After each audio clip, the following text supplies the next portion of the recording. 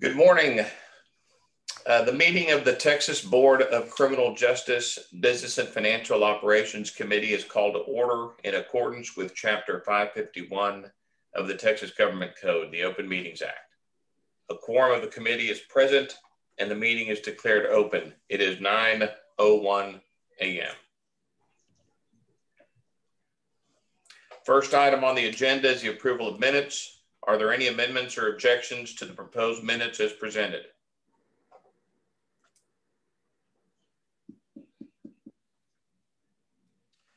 Hearing none, the minutes as presented on the agenda will stand approved.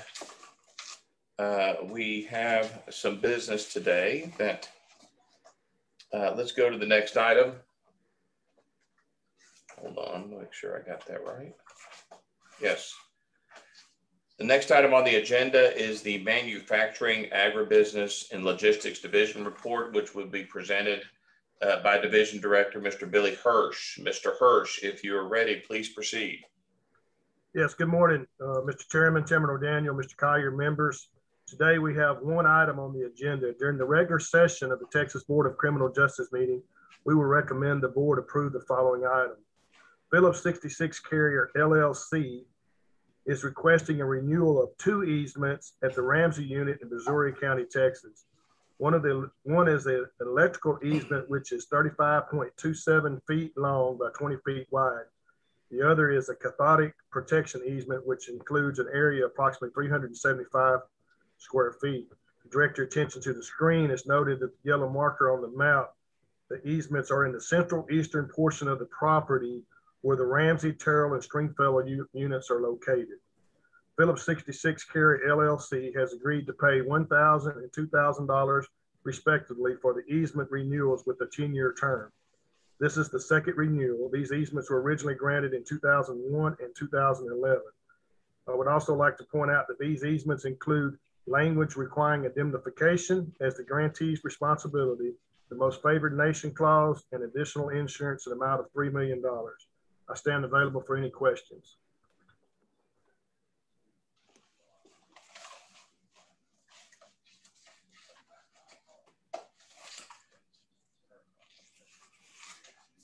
Now, Mr. Hirsch, this isn't a use that is on a regular, ongoing, daily basis. This is periodic cathodic testing and work on the pipelines underground. Is that right?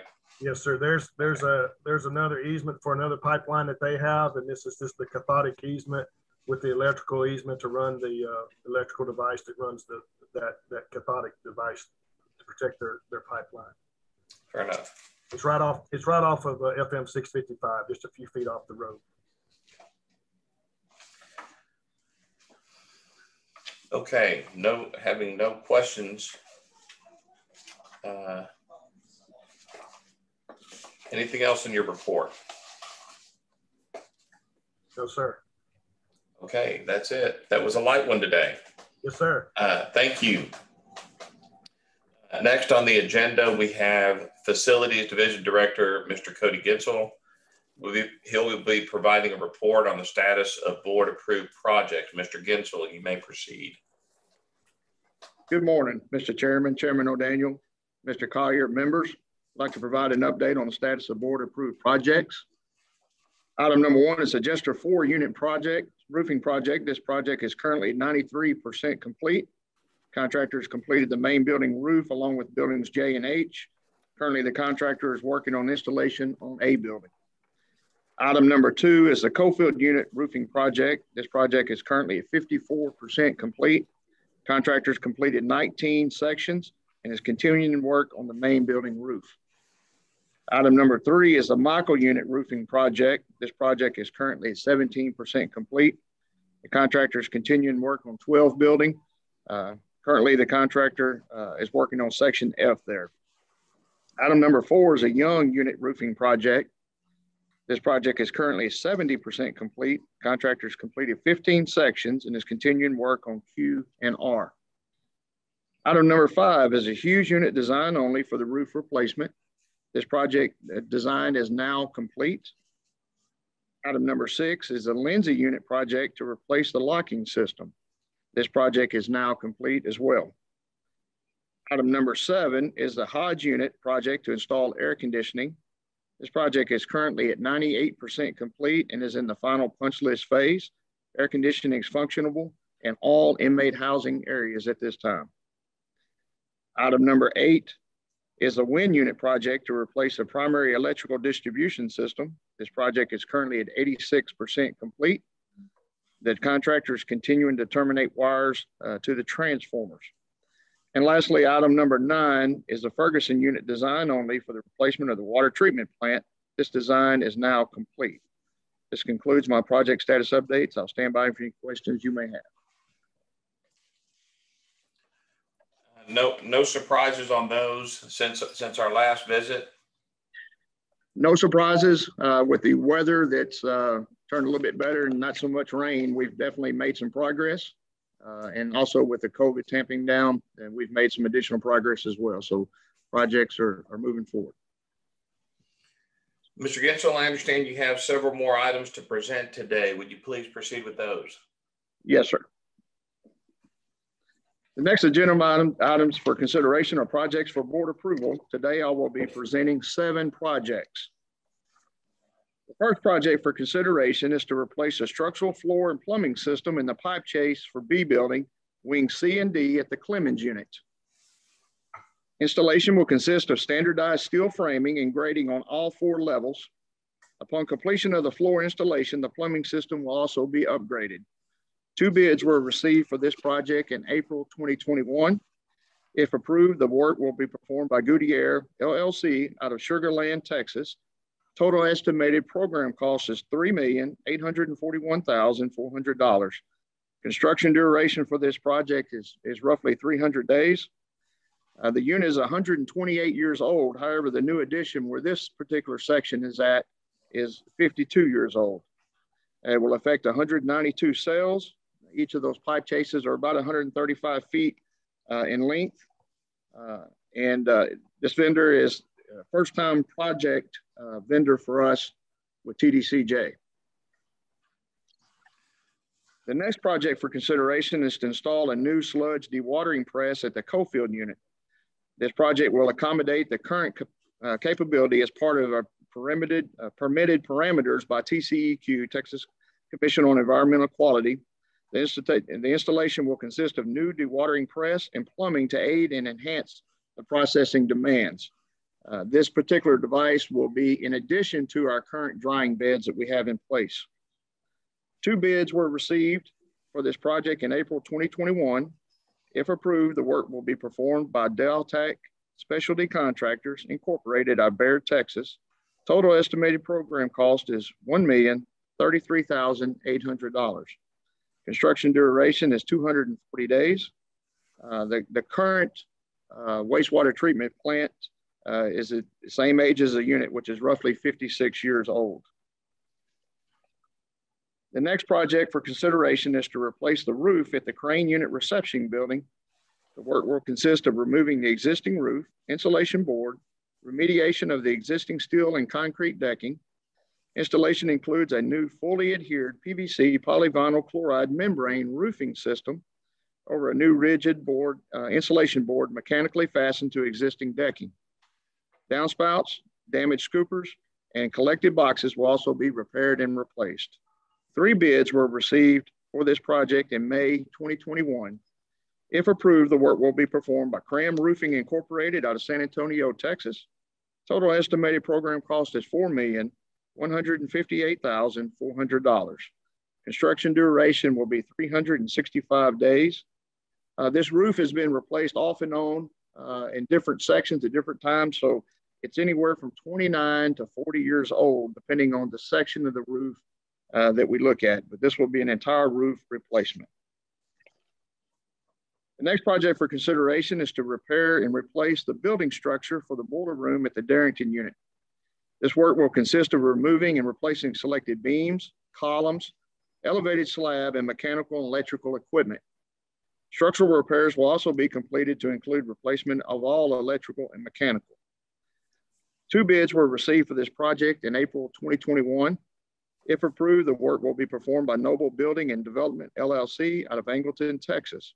Total estimated program cost is $3,649,200.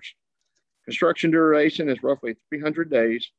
This particular structure, the unit's 104 years old, but the structure is only 40 years old. That particular structure was added in 1981. The next project for consideration is to construct a new water well and transmission line at the Ferguson unit. The work will consist of installation of a new water supply well and components, installation of a 10-inch water transmission line of approximately 600 linear feet from the new well to the existing water treatment plant. The system is currently at maximum capacity and needs additional water supply. There's two current wells located at Ferguson. One was developed in 1959 at a depth of 1,485 feet. The other one was put in 1975 at a depth of 1,494 feet. This will be an additional water supply for the Ferguson unit to ensure that we maintain appropriate water. 2 bids were received for this project in April 2021. If approved, the work will be performed by Weisinger Incorporated out of Willis, Texas. Total estimated program cost is $2,693,700. Construction duration is 330 days. The next project for consideration is to replace the locking system at the GIST unit. Work will consist of replacing 12 control panels, 167 locks, switches, and wiring. The new locking system will consist of relay-based control system with an electronic intercom system. 1 bid was received for this project in April 2021. If approved, the work will be performed by Cornerstone Detention Products Incorporated out of San Antonio, Texas. Total program estimated cost is $2,011,500. Construction days are roughly 300 days. And the locks currently are 27 years old, same age as the facility. And the final project for consideration is to resurface a perimeter road at the Henley unit. The work will consist of removing approximately 5,700 square yards of existing road material and 62 linear feet of corrugated metal pipe. This new road is roughly 12 foot wide, 24,000 square feet of concrete will be poured for this road, and it's roughly a half a mile in length. 1 bid was received for this project in April 2021. If approved, the work will be performed by Albright Constructors of Texas Incorporated out of San Antonio, Texas.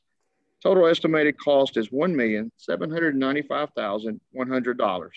Construction duration is 425 days.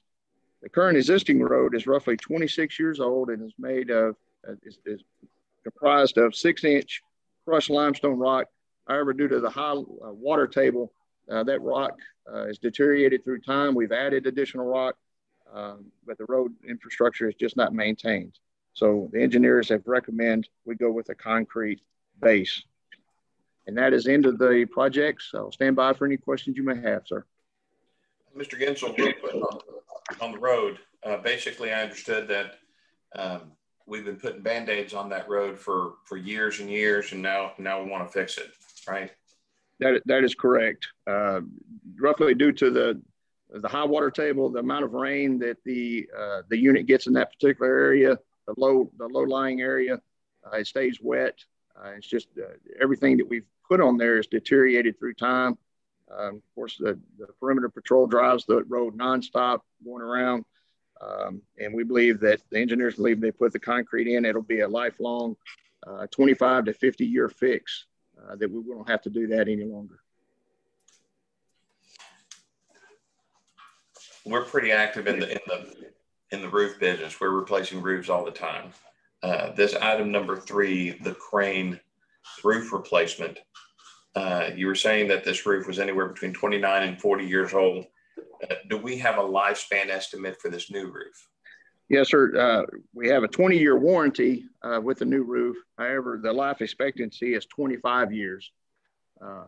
And so we expect it at least to last that long. Yes, sir. Okay. And it's going to comprise of about 45,300 square foot of new roof. Fair enough. Those are all the questions I had. Anyone else? Yes, Mr. Gensel, could I ask a quick question? And that is, On the sludge dewatering press, it says install. This is just the cost for installing. It's not for, we've already purchased that. Is that correct? No, ma'am, this is for the purchase of that particular device as well. Okay, so the purchase. For this, okay. Yes, ma'am. Okay, all right, very interesting. Well, I had to look that one up as well as the cathodic protection device. So learning things every day. Thank you very much. Yes, ma'am, Judge. Jinso. Yes, sir, Mr. Ambassador.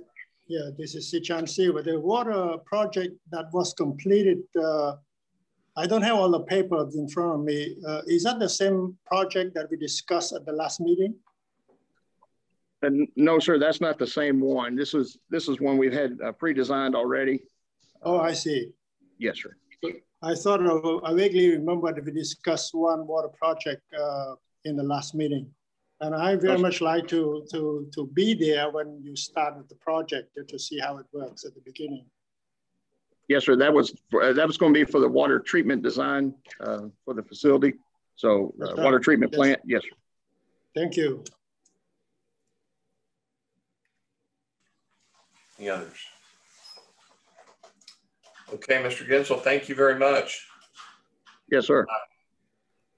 The last item on the agenda is a presentation of inmate tablet services, which will be presented by the Chief Information Officer, Ms. Tina Clark. Ms. Clark, if you're ready, please proceed.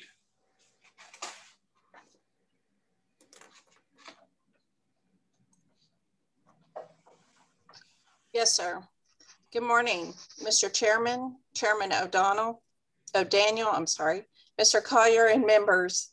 This morning, I'm presenting information to you on a contract for inmate tablet solution that is of no cost to the agency. Next slide, please.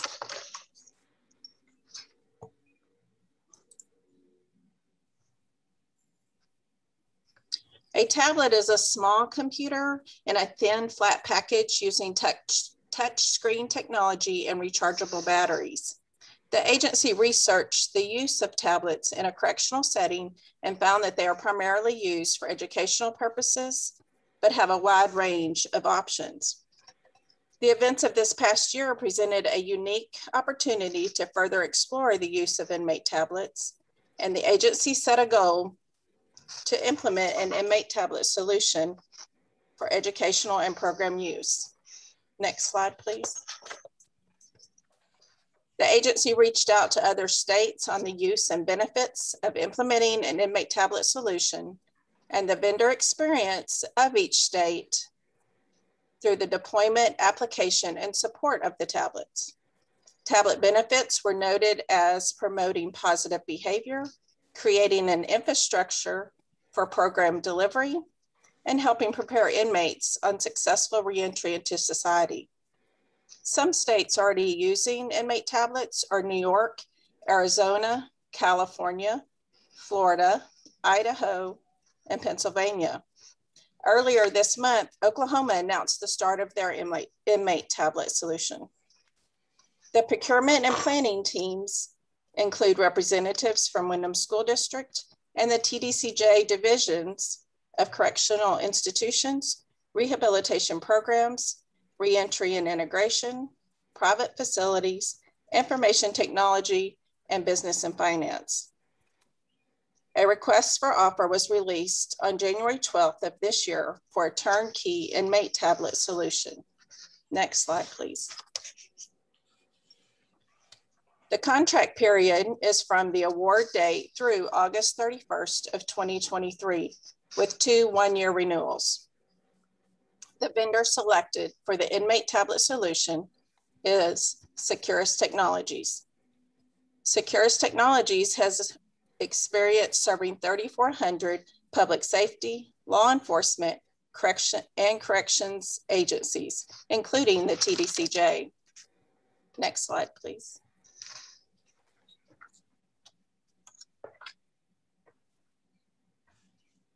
The picture on this slide is an actual picture of the tablet. Securus will deliver Unity tablets that are designed and built durable and secure with corrections in mind. The tablets will be used and will be issued to every eligible inmate and the tablets will be on loan and not owned. A keyboard will be issued with tablets if the inmate is enrolled in a formal educational course. Basic content such as agency communication, education and program materials, legal research, religious and vocational resources are all included in the contract. The agency will continue to use systems in place for inmate telephone calls and video visitation. Premium content such as music, games, and movies is also available through a monthly subscription. Tdcj will approve all basic and premium content. The contract also includes officer tablets for controlling the operations associated with the inmate tablets and creates opportunities for agency efficiencies. Agency communication can be pushed out to officer tablets and inmate tablets alike. The contract also includes vendor-provided support staff for every unit. Next slide, please. Through this vendor selection announcement, the Tdcj Unity Tablet project will begin. The contract will be awarded and the vendor and designated stakeholders will spend approximately 3 months planning a phased implementation for over 100,000 tablets. With planning, infrastructure installs, and deployment, the tablets are expected to be issued within the next 6 months, with full implementation at 18 months. Next slide. Pending your questions, that concludes my presentation. Well, Ms. Clark, you had me at no cost. So this, again, in theory, conceptually, this seems like a win-win to me. It's yes, sir. It's at no cost and provides efficiencies, communication, content. It's just all those things if done right and done well could be a big win for everyone involved. With respect to these other states, I think you mentioned New York, Arizona, California, Idaho, and I think Pennsylvania. Have we been in communication with them on how it's working with them, with those states? Yes, sir. To some degree we have, and we are continuing to reach out and ask for those states to share policies with us on how they have implemented it. This is not new technology. The vendor Securus has already implemented this with at least 20 states. And so, yes, we are working with them to glean from their knowledge. Two more questions. If I could inject on that. Go ahead. I just was going to say, we've watched this technology for the last few years. It's not necessarily new, but obviously we didn't want to be the first ones out there with it. We wanted to see, and it's had its share of growing pains and issues in other states. And we've watched that. And I've talked to many, many directors about it. And we felt like now would be the appropriate time. I think it's as secure as it can be under the circumstances, but at the same time, really provides a benefit in the way we've worked it. It doesn't cost, and we actually gain some benefit from the vendor as a result of the contract. Yeah. When you use the phrase loaned, not owned, are you talking about it's loaned to Tdcj or it's loaned to the inmate? Sorry, it's loaned to the inmate. Okay. Every eligible inmate will receive one and they'll be on loan. I take it, and I'll let Wyndham speak for themselves, but they're probably pretty happy about this too, right? Yes, sir. All right. That's all I have. Anyone? Mr. Deala, if I might. Ms. Clark, I know that I joined Mr. Deala and all the other board members in commending your division and all of the other stakeholders who have been involved in doing this forward-looking project, especially as it relates to education and reentry efforts.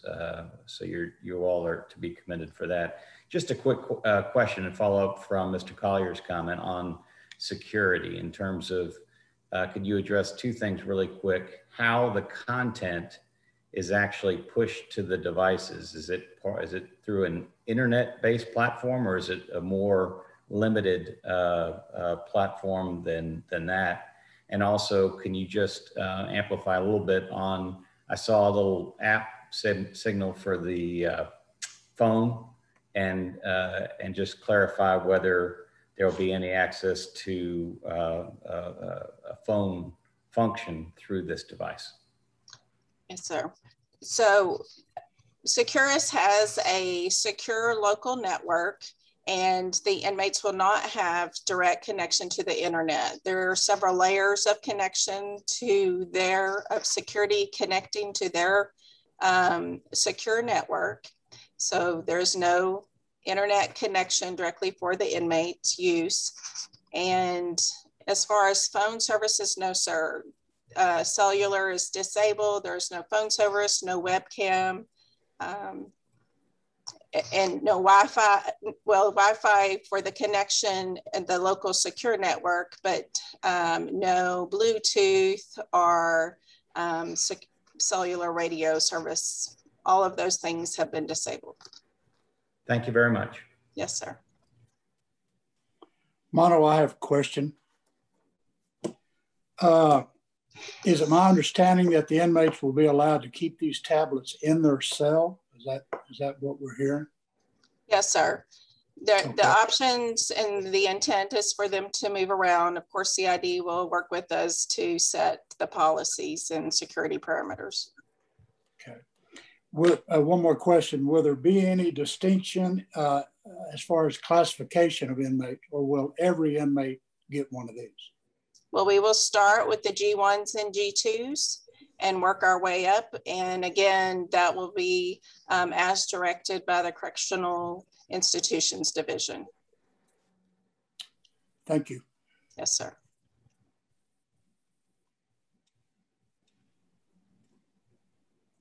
Well, I think hearing no other questions, Ms. Clark, thank you for that presentation. This is an exciting development, and we'll talk about this further, I guess.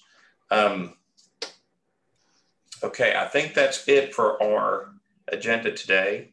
The meeting of the Texas Board of Criminal Justice Business and Financial Operations Committee is now adjourned. It is 9:29. 217th meeting of the Texas Board of Criminal Justice is called to order in accordance with Chapter 551 of the Texas Government Code, the Open Meetings Act. During this meeting, the board will be conducting business from the agenda posted in the Texas Register. Members of the board present for this meeting include Vice Chairman Darylyn Perryman, Secretary Pastor Larry Miles, members Mano de Ayala, Judge Faith Johnson, Judge Molly Francis, Eric Nichols, Ambassador Sishan Siv, and Dr. Rodney Burrow. A quorum of the board is present and the meeting is now declared open. It is 9:31. Before we get started, I would like to invite you to join in pledging allegiance to our United States and Texas flags. Chief of Staff Jason Clark will lead us in the pledges. Mr. Clark, please. Good morning, Chairman. Join with me. I pledge allegiance to the flag of America, to the republic for which it stands, one nation, under God, indivisible, with and justice for all. And now the Texas Pledge. On the Texas flag, I pledge allegiance to the Texas, one state, under God, one and indivisible. Chairman. Thank you, Mr. Clark. Pastor Miles, will you open our meeting up with a word of prayer? Yes, sir. Join me in prayer. Father God, we thank you for the new day that you have blessed us with. Lord, we thank you that your word tells us your mercy is new upon us this very morning, and your grace is sufficient for us in what we deal with each day. Father, we commit this board meeting to you. Lord, we thank you that you're bringing us to the end of this COVID season that we've been through. Lord, we pray today for all of the employee families that have lost their loved ones during this time. Lord, we ask that you comfort them. Lord, we pray for the inmates' families that have lost loved ones. We ask that you comfort them, Lord. Lord, we ask that you give us wisdom and discernment to proceed. We thank you for that. We pray in Jesus' name, amen. Amen. Thank you, Pastor Miles. As a courtesy to speakers and guests in the meeting, please turn electronic devices to the silent or vibrate mode. Thank you. I know this is a virtual meeting, and I'm happy to say this will be our last virtual meeting, and many of you are watching, but I would like to just take a moment and say thank you to any public officials and/or staff representatives with us today. Thank you for joining and for your continuing support. Let us begin. The Texas Board of Criminal Justice is committed to providing an opportunity for public presentations on posted agenda topics as provided in Board Rule 151.4. Persons interested in speaking at today's meeting were required to complete and submit an online registration as provided in the posting of today's meeting by 5 p.m. on June 23rd, 2021. For today's meeting, one speaker registration was received by board staff prior to the required deadline. As this testimony is germane to an agenda item, these presentations will be heard just prior to the board taking action on that topic. If an individual is not present when called upon, he or she will forfeit his or her opportunity to speak.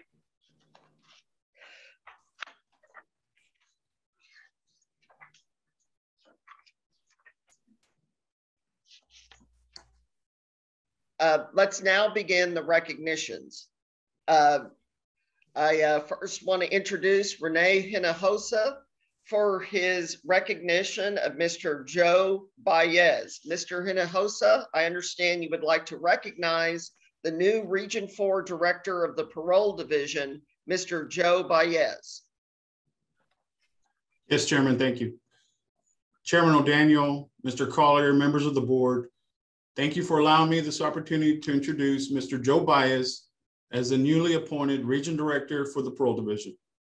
Mr. Baez will oversee Region 4, which encompasses 15 district parole offices from Waco down to McAllen, over 18,000 clients, and almost 350 staff members. Joe began his career in 2001 as a parole officer in the Harlingen office and has since held every supervisory position to include unit supervisor, parole supervisor, and assistant regional director. He also holds a Bachelor of Science degree in criminal justice from San Diego State University. Mr. Baez brings a wealth of experience and, more importantly, an open mind to his new position. When I first met Joe, it was very evident that he not only cared about his staff, but he cared about the success of our clients and he cared about the agency. So please join me in welcoming Mr. Joe Baez to his new role as Region 4 Director.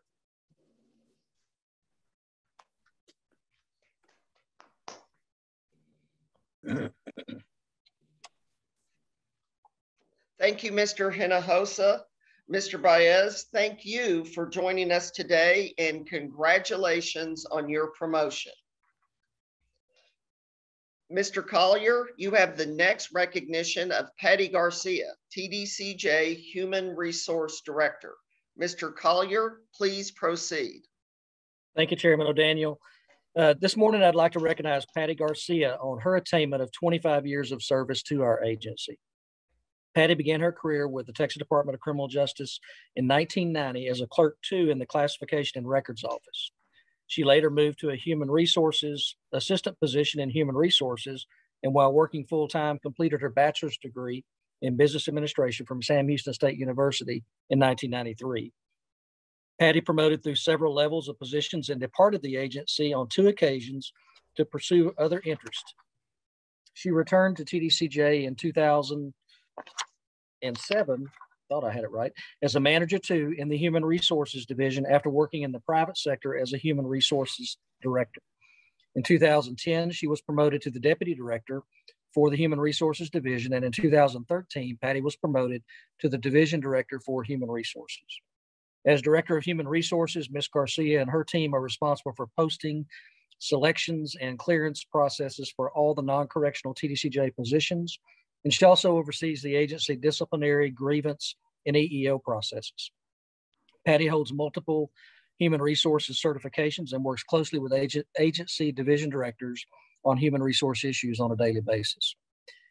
Patty works passionately to help ensure employees are aware of and also receive eligible benefits, and over the past year has worked extremely closely with the families of those staff who lost their lives due to the COVID-19 pandemic to assist them in their time of need.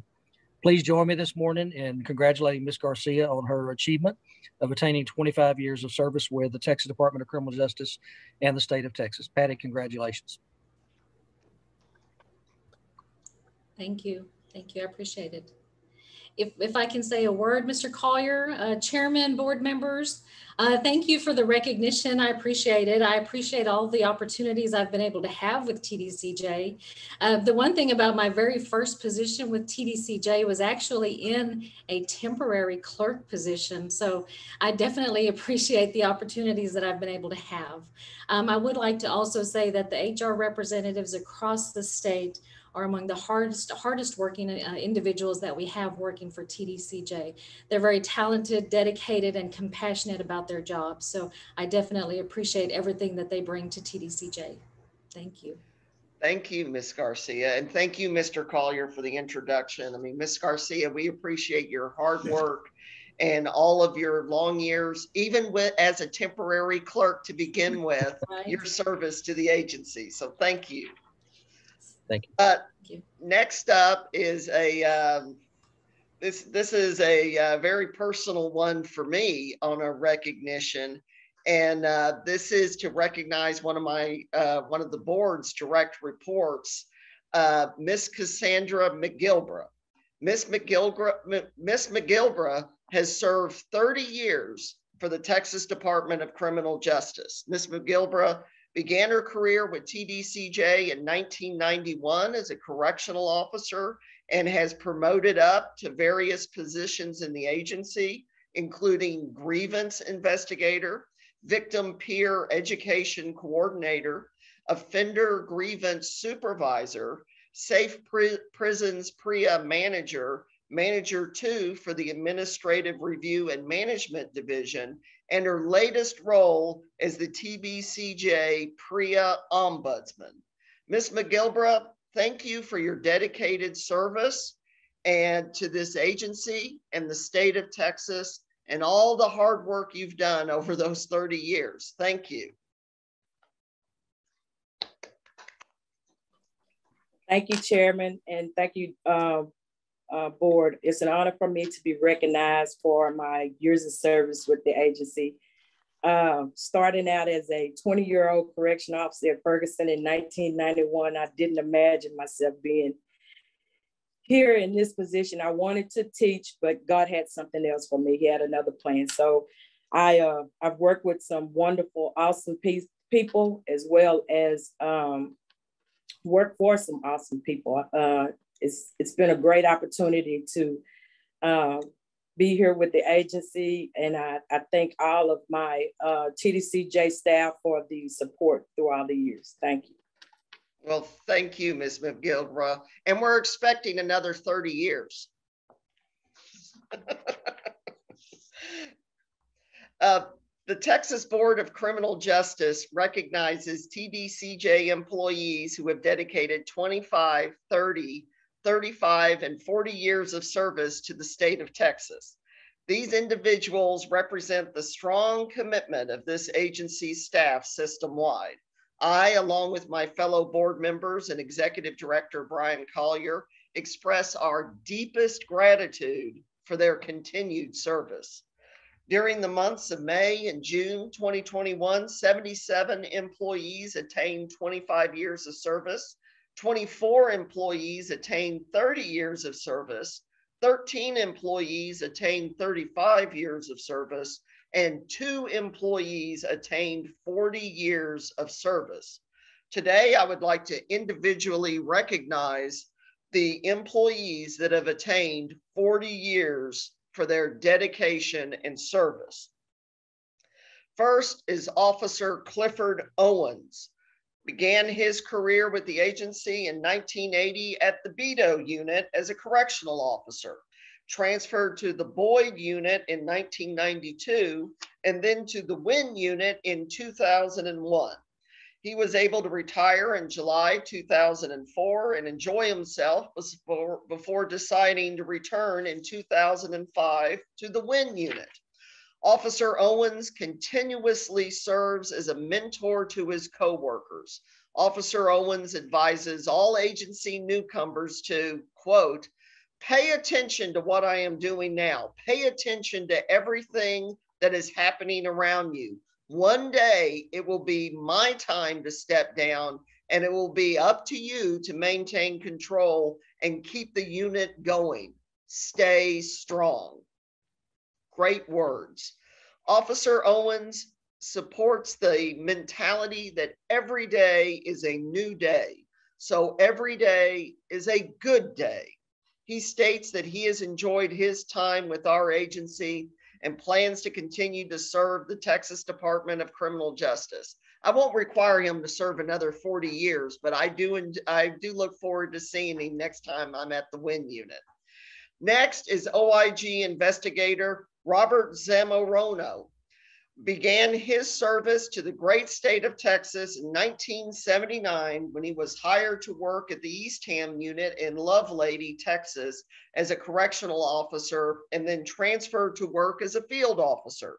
In 1982, Robert transferred to the Department of Public Safety, where he worked for 26 years. He first served as a state trooper assigned to the Highway Patrol. He was promoted to Sergeant Investigator in the Narcotics Division and then to the Criminal Intelligence Service. During this time, Robert was involved in numerous investigations, which led to many arrests and seizures of illegal drugs. Robert was also a part of the FBI and Joint Terrorism Task Force, which led to the arrest of several top 10 fugitives. In 2008, Robert retired from DPS and worked a short while in the private sector, but the call of service drew him back to the state of Texas, where he worked with a high-intensity drug trafficking area section in McAllen, and then came to work for the Office of the Inspector General as a task force investigator in the McAllen area. Robert continues to provide selfless dedication to his career in law enforcement. Robert is an outstanding example of commitment to public service. Thank you for your perseverance, integrity, courage, and commitment to the Texas Department of Criminal Justice. I would like to add that the names of these employees will be submitted for inclusion in the official minutes of this board meeting. The Texas Board of Criminal Justice congratulates each of these employees and thanks you for your unwavering loyalty and dedication to the citizens of the great state of Texas.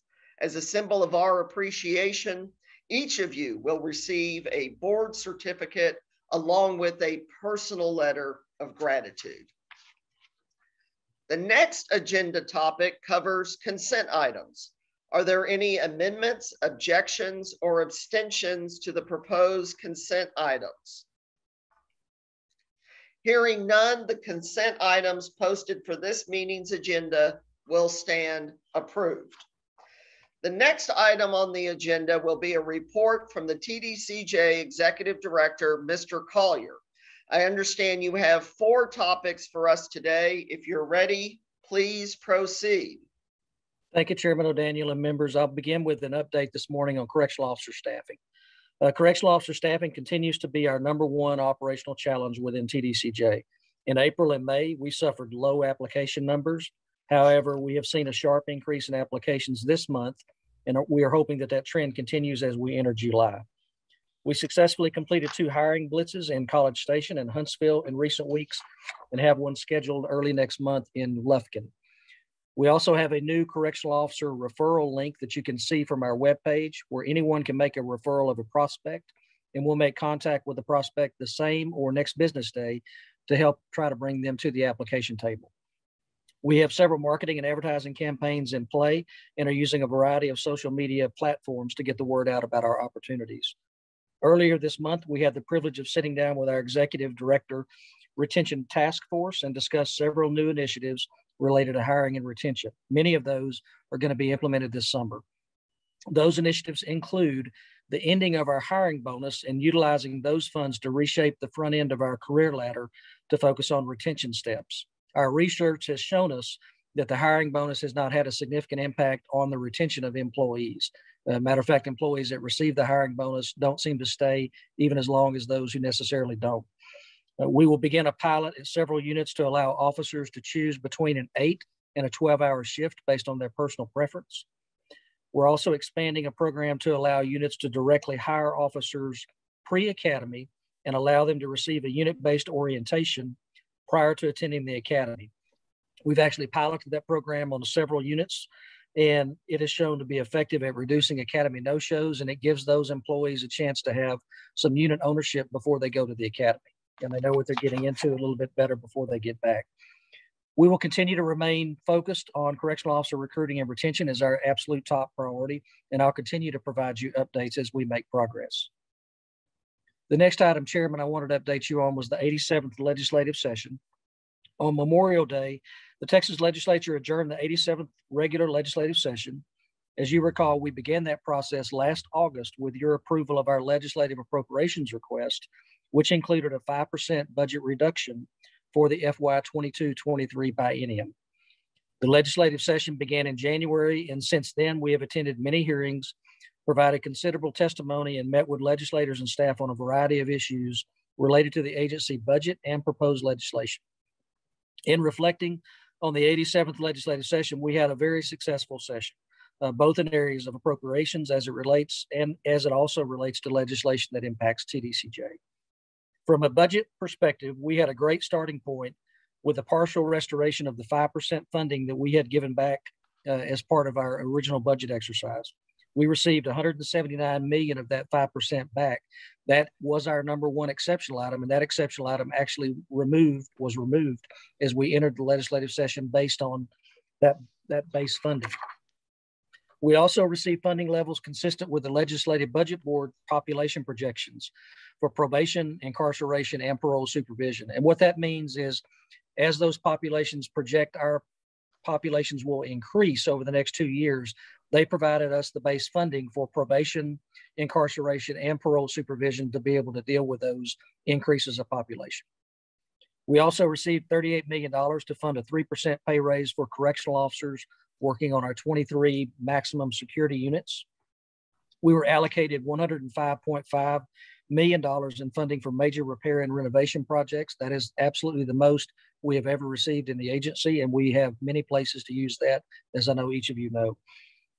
We also received $24.2 million in requested funding to continue our corrections information technology system project. Many of you will remember that we gave that funding back as part of the 5% reduction. That funding has been restored, and we are about to kick that project in gear. We also received $1.9 million in funding that restored funding we had given back in the 5% reduction that was related directly to college programming. So an additional $1.9 million in our college programming area. In correctional managed healthcare, we received an additional $60 million in the base budget, and we also received $21.5 million to enhance medical IT systems. Lastly, we received our requested FY21 supplemental funding of $86 million for correctional officer overtime and $123 million for correctional managed healthcare. Although there was much legislation passed, bills that are related to Tdcj do not really present any significant operational challenges, and actually several of the legislative items will actually have a positive impact on the agency. I'd like for all of you to know that our team did an awesome job this session. We have one new player on the team, that's Kate Blifford, our Director of Governmental Affairs, and she did an outstanding job of working with legislative offices, preparing agency staff, and tracking legislation. I'd also like to recognize our Chief Financial Officer, Ron Steffa, and his team, as well as our Chief of Staff, Jason Clark, and his team for all of their work to help make the session successful. They did a truly fantastic job. I want to thank our rotating support staff, Brittany Skanes, Terry Putnam, Shannon Devini, Sherry Miller, and Tina Rodriguez for their assistance each week. And I also want to thank our division directors. We have many directors who provided testimony and attended hearings on our behalf, and want to thank them for their work. As the 87th session begins its special session later next month. As many of you know, I believe on the 8th, they will start their special session. We don't anticipate being significantly involved with the special session. However, we will continue to be ready to engage if necessary. The next item I wanted to cover is our COVID-19 response. We continue to see declines in our overall inmate and employee positive COVID cases, with inmate cases well below 100 cases and employee cases well below 200 cases. Our sample testing models are continuing to test all units every 3 weeks, and weekly testing still occurs on the 5 units with the highest concentration of geriatric inmates. Beginning in July, and based on the new CDC guidelines and advice from our healthcare partners, we will remove mask requirements on our facilities that have a 70% or higher vaccination rate. We officially held our last COVID command call on June the 17th, closing our command center after a historic 466 days. We initiated inmate visitation on March the 15th, as you're aware, and we have successfully facilitated over 66,000 visits since that time. On May the 1st, we increased the number of visitors to 2, allowing one of the visitors to be a child 13 or older. Beginning July 1st, we will allow contact visitation for those eligible inmates who have been vaccinated and who are visiting family members.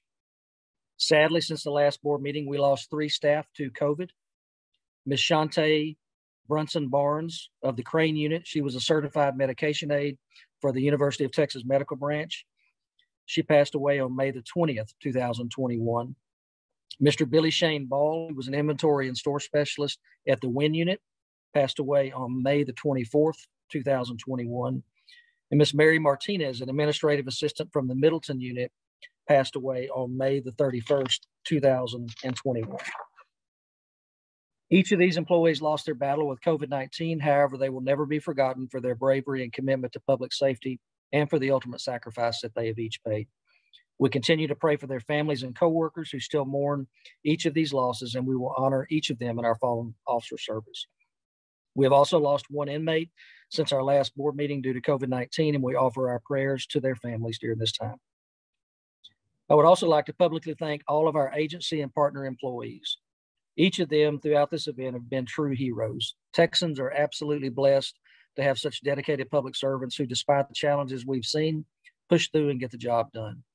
On the vaccination front, we've made good progress vaccinating over 13,000 staff and nearly 66,000 inmates. We continue to offer the vaccine to any staff or inmates, and beginning this week, actually offered vaccines to employee families who are willing to take the vaccine for a vaccinated staff member. Thanks to each of you for your continued support of the agency and me over the last 16 months. Your unwavering support of our agency has been known throughout, and we're very thankful to have each of you as board members for Tdcj. Lastly, Chairman, I wanted to provide you with an update on Operation Lone Star. On March the 6th of this year, Governor Abbott launched an Operation Lone Star, which is an initiative aimed at combating the smuggling of drugs and people at the Texas-Mexico border. On May the 31st, Governor Abbott issued a disaster declaration along Texas' southern border in response to the border crisis, providing more resources and strategies to combat the ongoing influx of illegal immigrants. The governor has also directed the Texas Department of Public Safety to enforce all federal and state criminal laws, including criminal trespassing, smuggling, and human trafficking. On June the 16th, Governor Abbott announced further developments with Operation Lone Star that involve Tdcj. Tdcj will assist with Operation Lone Star in 2 ways. The first is a financial transaction that moves $250 million from our FY 2023 correctional budget to the governor's disaster fund. The funding will provide an emergency funding level to the governor's disaster fund to assist with Operation Lone Star. Tdcj has been assured in writing by leadership offices that the agency funding will be restored before it could become an operational issue in the agency, and I have no doubt that it will be restored.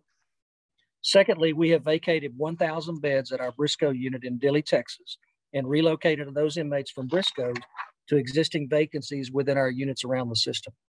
And we are currently preparing our staff and the facility to be able to house up to 1,000 individuals who would be arrested by the Texas Department of Public Safety and charged with a state offense as a component of Operation Lone Star.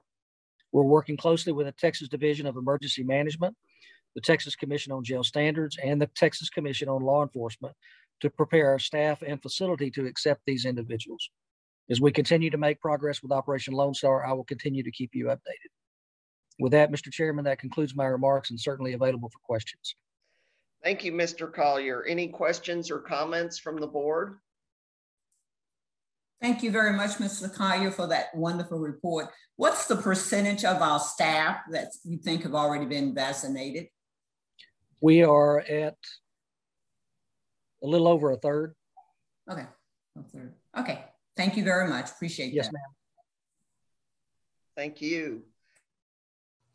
Mr. Collier, just a couple of thoughts. As someone who's monitored some of the legislative interactions during the last session, I know I also joined the board members in commending the legislative team for the professional way in which they approached issues during the legislative session, the way they interacted with legislators, other agency officials.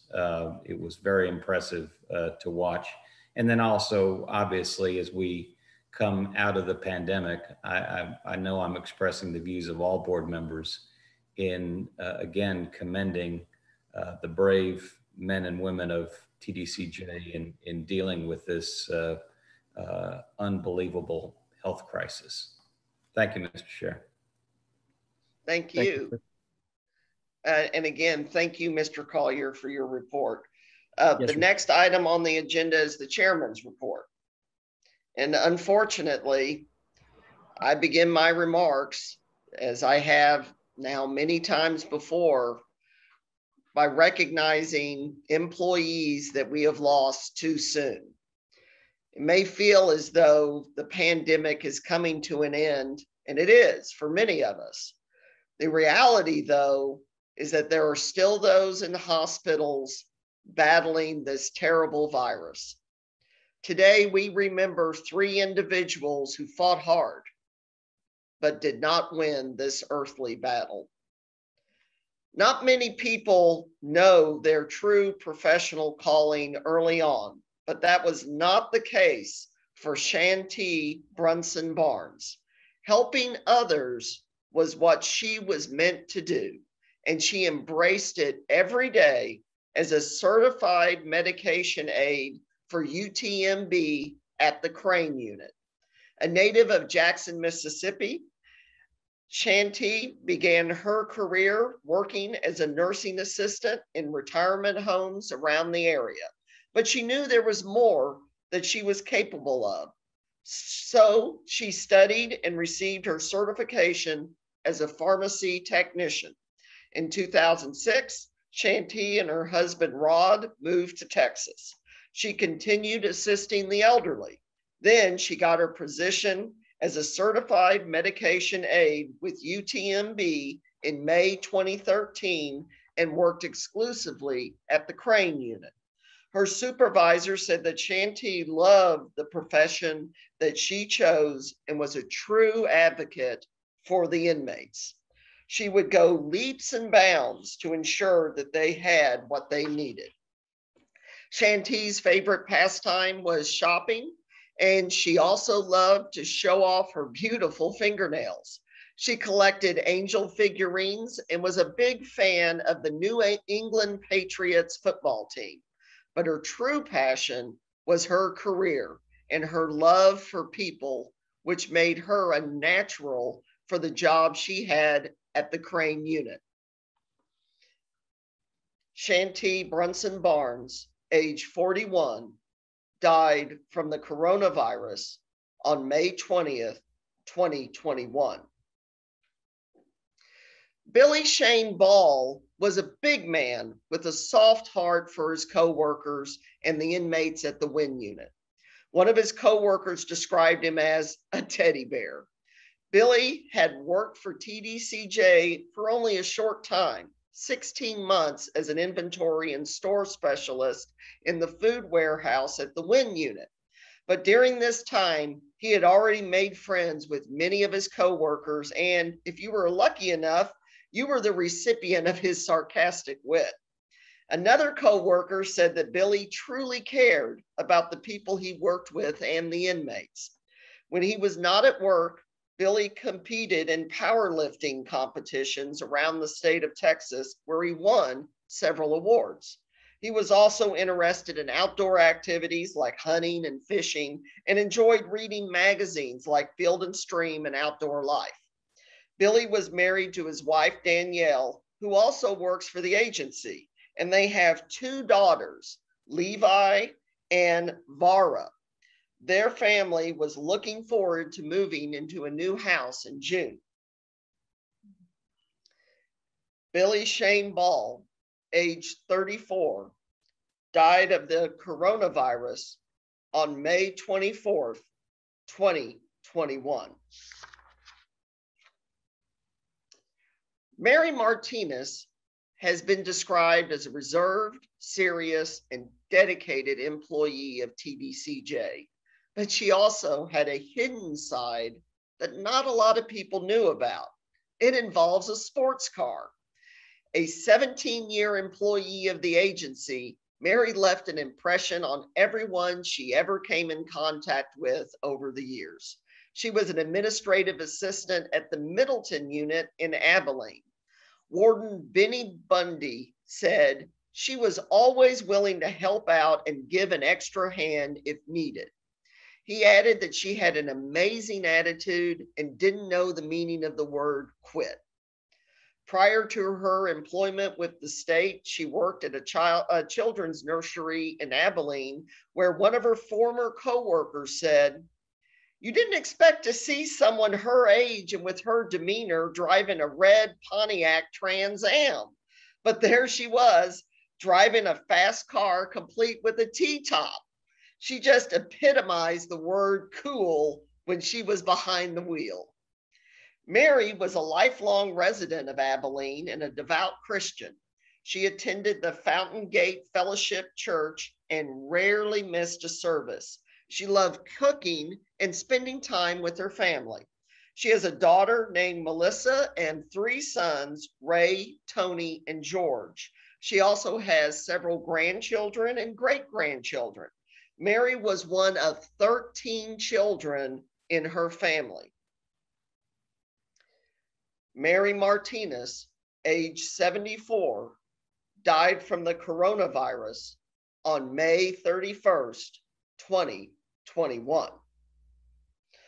While we are getting closer to winning this fight with COVID, the virus remains a force to be reckoned with.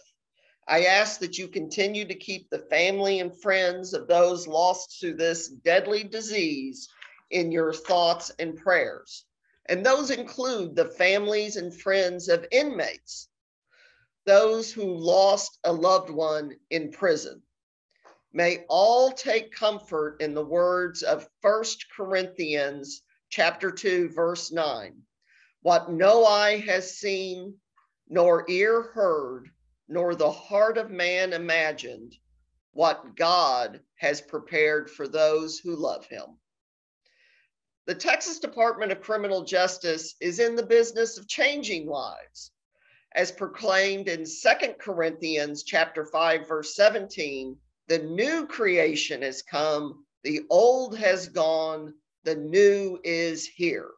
Thousands of employees go to work each day striving to help individuals chart a new course, the new self, the better self, here. Much of their work is done outside of the public eye. In fact, most people don't give a second thought to the efforts going on behind the walls and in our communities.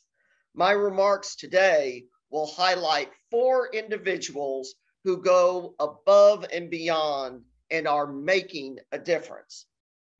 In 1996, a tragedy propelled Dolores Billman into action with a higher purpose in her life. Since then, she has healed herself and mentored countless others through the Braille program at the Mountain View unit in Gatesville. Miss Billman began working for the Texas Department of Corrections in 1981 as a correctional officer at the Mountain View unit.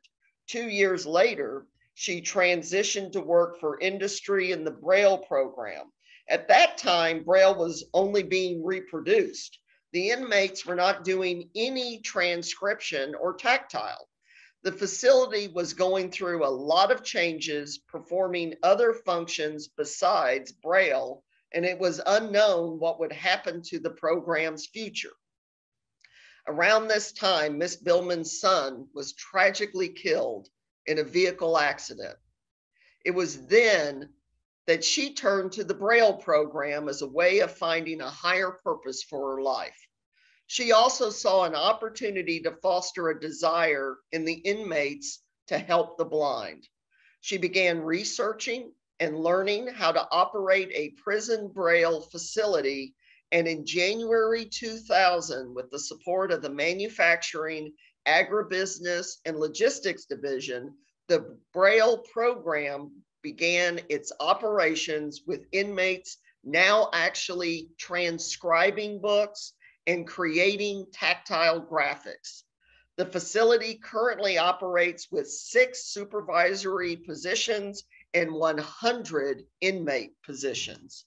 Braille has allowed Ms. Billman the opportunity to travel around the country, attending conferences, presenting workshops, and networking with the respect to what is now the country's premier prison Braille programs, still located at the Mountain View unit. One of her greatest sources of pride is attending conferences with transcribers after their release. She gets to hear how these women are able to support themselves as well as their families. And several of them have gone on to have very successful careers in the Braille profession. With 44 years of dedicated service to the agency, Dolores Billman goes to work daily with a joyous heart, changing lives one Braille cell at a time by putting books in the hands of children and adults who are visually impaired. Next, some folks make do with what they have, while others make do with much less. Montre Creation is a prime example of the latter. Montre began her Tdcj career as a grievance clerk in January 2017, and then moved to the Human Resources Department in February 2018 as a Clerk 1, and then promoted to Clerk 2 in June 2018. In March 2020, she became a Human Resources Assistant, and in January of this year, she was promoted to Human Resources Specialist 4. When the COVID-19 pandemic was at its worst, Montre's supervisor took a leave of absence for several months to care for her ill husband, and that's when Montre stepped in to run the office without missing a beat. Styles Unit Warden Brian Williams says, Mrs. Creation goes above and beyond to ensure that the Human Resources Department is successful, especially during the pandemic. She has worked countless hours to ensure the needs of the staff were taken care of. She is a true asset to the facility. Montre continues to shine. Despite being short 3 employees, she comes to work each day determined to make the next better. And she does this with a smile and positive attitude. Outside of her duties with Tdcj, she's a very active member of Eastern Star Baptist Church in Port Arthur. She's on the praise team, helps with the youth department, and also the president of the women's ministry. Unfortunately, because of the pandemic, many of the church's activities are not in person, but through Zoom meetings like this one, and also text messaging. She oversees the church's ministering to the sick and homebound with meals, water, and toiletries delivered to their doorsteps, which has been a blessing during the pandemic. Montre just received her associate degree from a local theology school where she's been studying the last couple of years and is now working towards her bachelor's degree. She is married and has a son, Joseph Jr., who is studying at a local college, and a daughter, Markel, who just graduated from high school. She says she loves her job at TDCJ and appreciates the opportunity to help other employees every day through her position in the Human Resources Department. Next, correctional officers are known to have their heads on a swivel. This is certainly true for Correctional Officer Sharon O'Leary. On May 12th, her alertness led to the capture of a wanted fugitive. Officer O'Leary was processing 4 TDCJ inmates who were being released when she noticed that there was a 5th man sitting nearby on the bench at the Gateway Plaza bus station in Viter. Although he had his head down, Officer O'Leary quickly recognized him as Drew Paul, who had been profiled on television newscasts the night before. He had escaped Orange County authorities the day before while being transported from the courthouse to the jail. Officer O'Leary did not bring any attention to herself. Instead, she went on with her business of getting the releasees onto the bus. But she did ask the attendant to call 911 and tell them there was an escapee at the station. The attentive officer remained nearby, making sure that Paul didn't get out of her sight. About 2 minutes later, numerous police and sheriff's deputies arrived to take Paul into custody, but he ran upstairs to avoid being captured. It was there that he was finally taken into custody. He's now back in the Orange County Jail, thanks to the efforts of Officer O'Leary. She is a 16-year TDCJ employee who started her career at the Clemens unit. Says she doesn't want any recognition or publicity about what she did because I was just doing my job to help. Well, she's still an inspiration to us all. Thank you, Officer O'Leary. And then finally, growing up, Mike Jones was the youngest of 4 children. The age difference between him and his siblings was almost 15 years. So when the opportunity arose for him to be a big brother to young people who have endured severe trauma, physical abuse, homelessness, or being orphaned, he knew it was his opportunity to make a difference. Mike is a technical writer in the parole division with over 26 years of service to the state of Texas. In 2016, he decided he wanted to give back something to his fellow Texans. That's when he enrolled as a guardian ad litem with the court-appointed service advocates, CASA, in Travis County. After undergoing an extensive 12-week training program, Mike became certified and was assigned cases. Mike plays an integral role in helping teenagers who are behind in school or who have learning disabilities. He works diligently to obtain their school records and medical information to help the judicial system better gauge the true status and needs of these children. He also helps them prepare for life as an adult by assisting them in obtaining a Social Security number, a Texas driver's license or ID, and even birth certificates. These are documents they'll need to pursue vocational training and jobs. Mike also volunteers with the Tragedy Assistance Program for Survivors, TAPS, as a photographer for veterans and surviving families of those who have lost a loved one while serving our country in the armed services. He attends memorial services for our fallen military personnel, where he photographs the color guard and those in attendance for the families to keep as remembrances of the day. He is also a member of Patriot Guard, a group of motorcyclists who serve as honor guards for our fallen military personnel and first responders who have died in the line of duty. And lastly, while it's not an official volunteer function, Mike and his wife, Karen, have adopted several abused rescue horses. They've nursed them back to health and have provided them with a forever home on their property near Austin.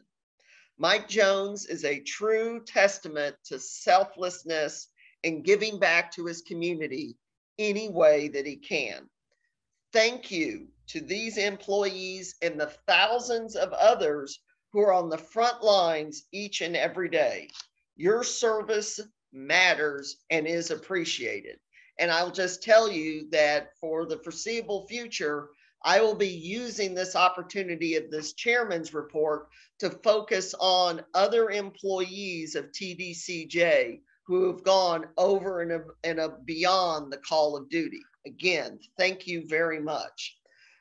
The next item on the agenda is a report from the presiding officer for the Judicial Advisory Council, Judge Rebecca Palomo. Thank you for joining us today, Judge. You may proceed. Thank you, Chairman O'Daniel. Good morning. Chairman O'Daniel, members of this prestigious board, and Director Collier. Good morning, everyone present. It is my pleasure to be before you again, presenting on behalf of the Judicial Advisory Council and our chairwoman, District Court Judge Rose Reyna. As Vice Chair of the Judicial Advisory Council, it is with great honor I have accepted the responsibility to provide updates on behalf of the Council to this board. The Judicial Advisory Council would like to acknowledge the hard work of the 87th Texas Legislature and Governor Abbott as they allocated our base funding for probation. The past year has been a difficult journey for Texans and our fellow Americans, but it would have been even more difficult moving forward with a 5% reduction to our base. We would like to thank Mr. Collier, this board, and the TDCJ executive team for their support and work these last several months. We will be working with the field of probation and TDCJ on recent legislation while strengthening our system around community supervision. At our last JAC meeting, we received a presentation regarding the evolution of discretionary grant funding and learned of the collaborative improvements the agency has made for this process.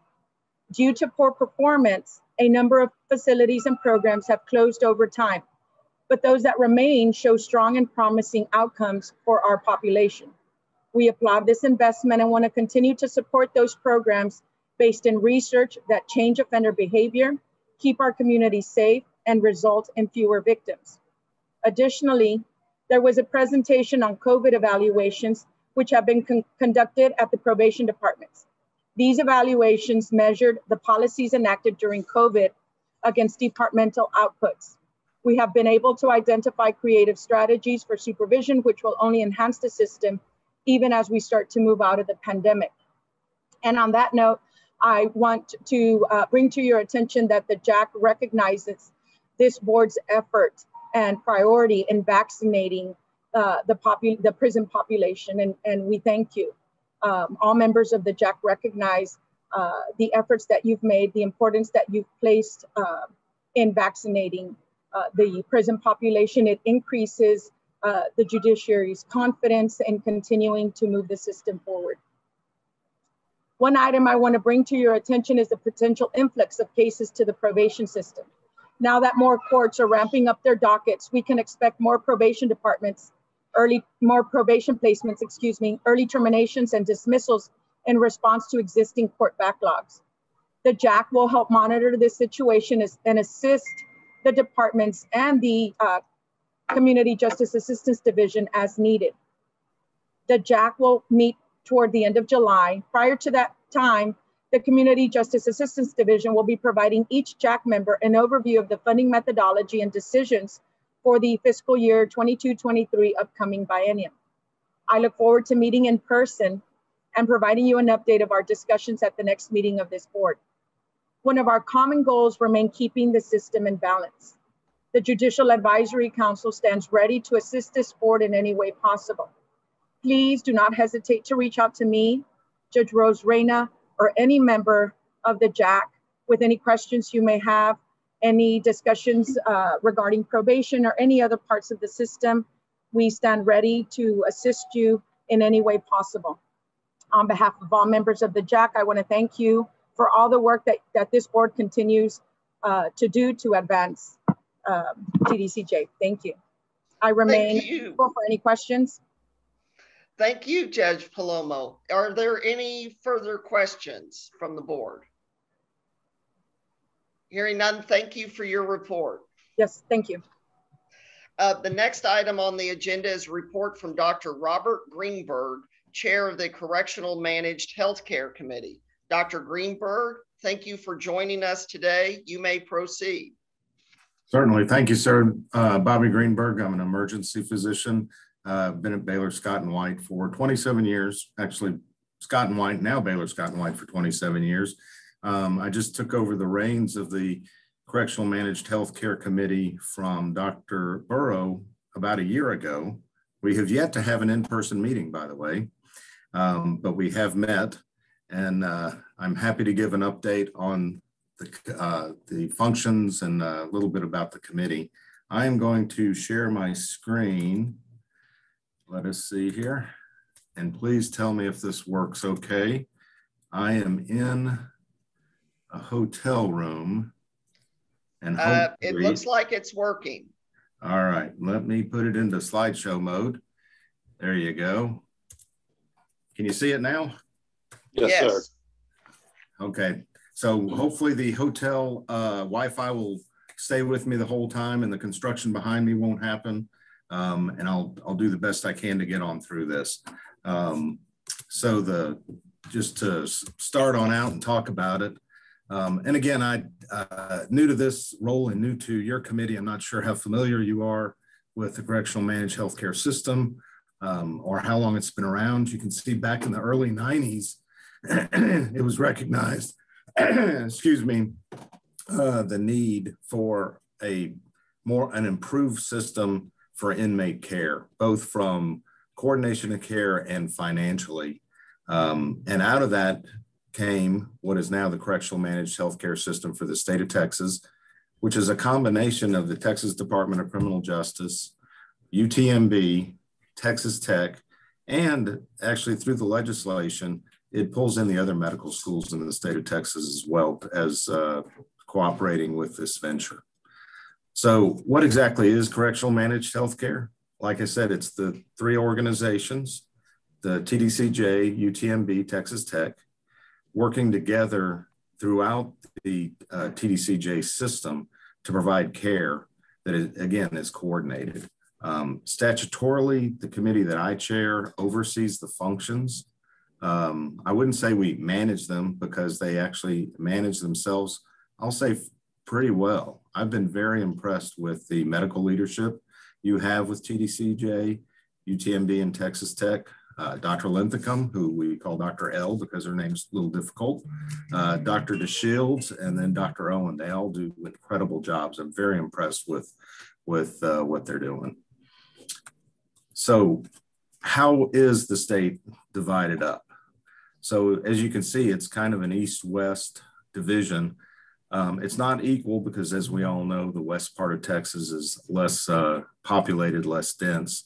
So UTMB has about 2/3 of the patient population as well as the female population. But this is how those two medical schools and their correctional managed healthcare systems provide care within the Tdcj facilities. The roles and responsibilities are divided up, as you can see here. The Correctional Managed Healthcare Committee, again, has oversight for all that goes on and also is involved in things like dispute resolution once it's gone through the usual system. And I'll say in a year, I have yet to have to be involved in any dispute resolutions. I think that's a good thing. As far as quality of care monitoring, that goes to what we see at each of our meetings that were held quarterly. And again, get very detailed reports, that outline what's going on within the state. And I'm just amazed at how large the system is and how coordinated it is. You can see the university providers overall provide what you would consider hospital services plus tertiary services and clinic specialty services within their facilities. And then Tdcj itself provides within the walls of the prisons and coordinating the entire system. So it's a big, complex system. The committee itself functions between the legislature, the governor, and then the three components of the correctional managed healthcare system, again, providing oversight and reporting in both directions. The committee itself statutorily is composed of what you can see here on the screen. I'm not going to go through all of these, but I'll kind of describe what it is. And on the next slide, we'll have specific names. But the committee itself is composed of representatives from Tdcj, UTMB, and Texas Tech, and then rotating representatives from other medical schools, a couple of mental health professionals, because mental health is such an important part of providing care within the prison system, 2 at-large members, and then the state Medicaid director or someone appointed by them. Working together, meeting on a quarterly basis, were the ones that provide the oversight. And again, the intent for the original bill and going forward is the Texas medical schools really provide a great deal of the support for this, this endeavor. Current members of the Correctional Managed Healthcare Committee, myself as an at-large appointee, as a physician, and a physician must chair, and it has to be a physician who's not associated with a medical school. Then you have the other at-large positions. You can see there Preston Johnson, who's been on the committee for quite a while, a brand new member from Texas Tech in El Paso, Dr. De La Mora, Dr. Beeson representing one of the medical schools in Fort Worth. And then you have your mental health professionals, John Burris and Aaron Holt. Aaron Holt also had her first meeting last time.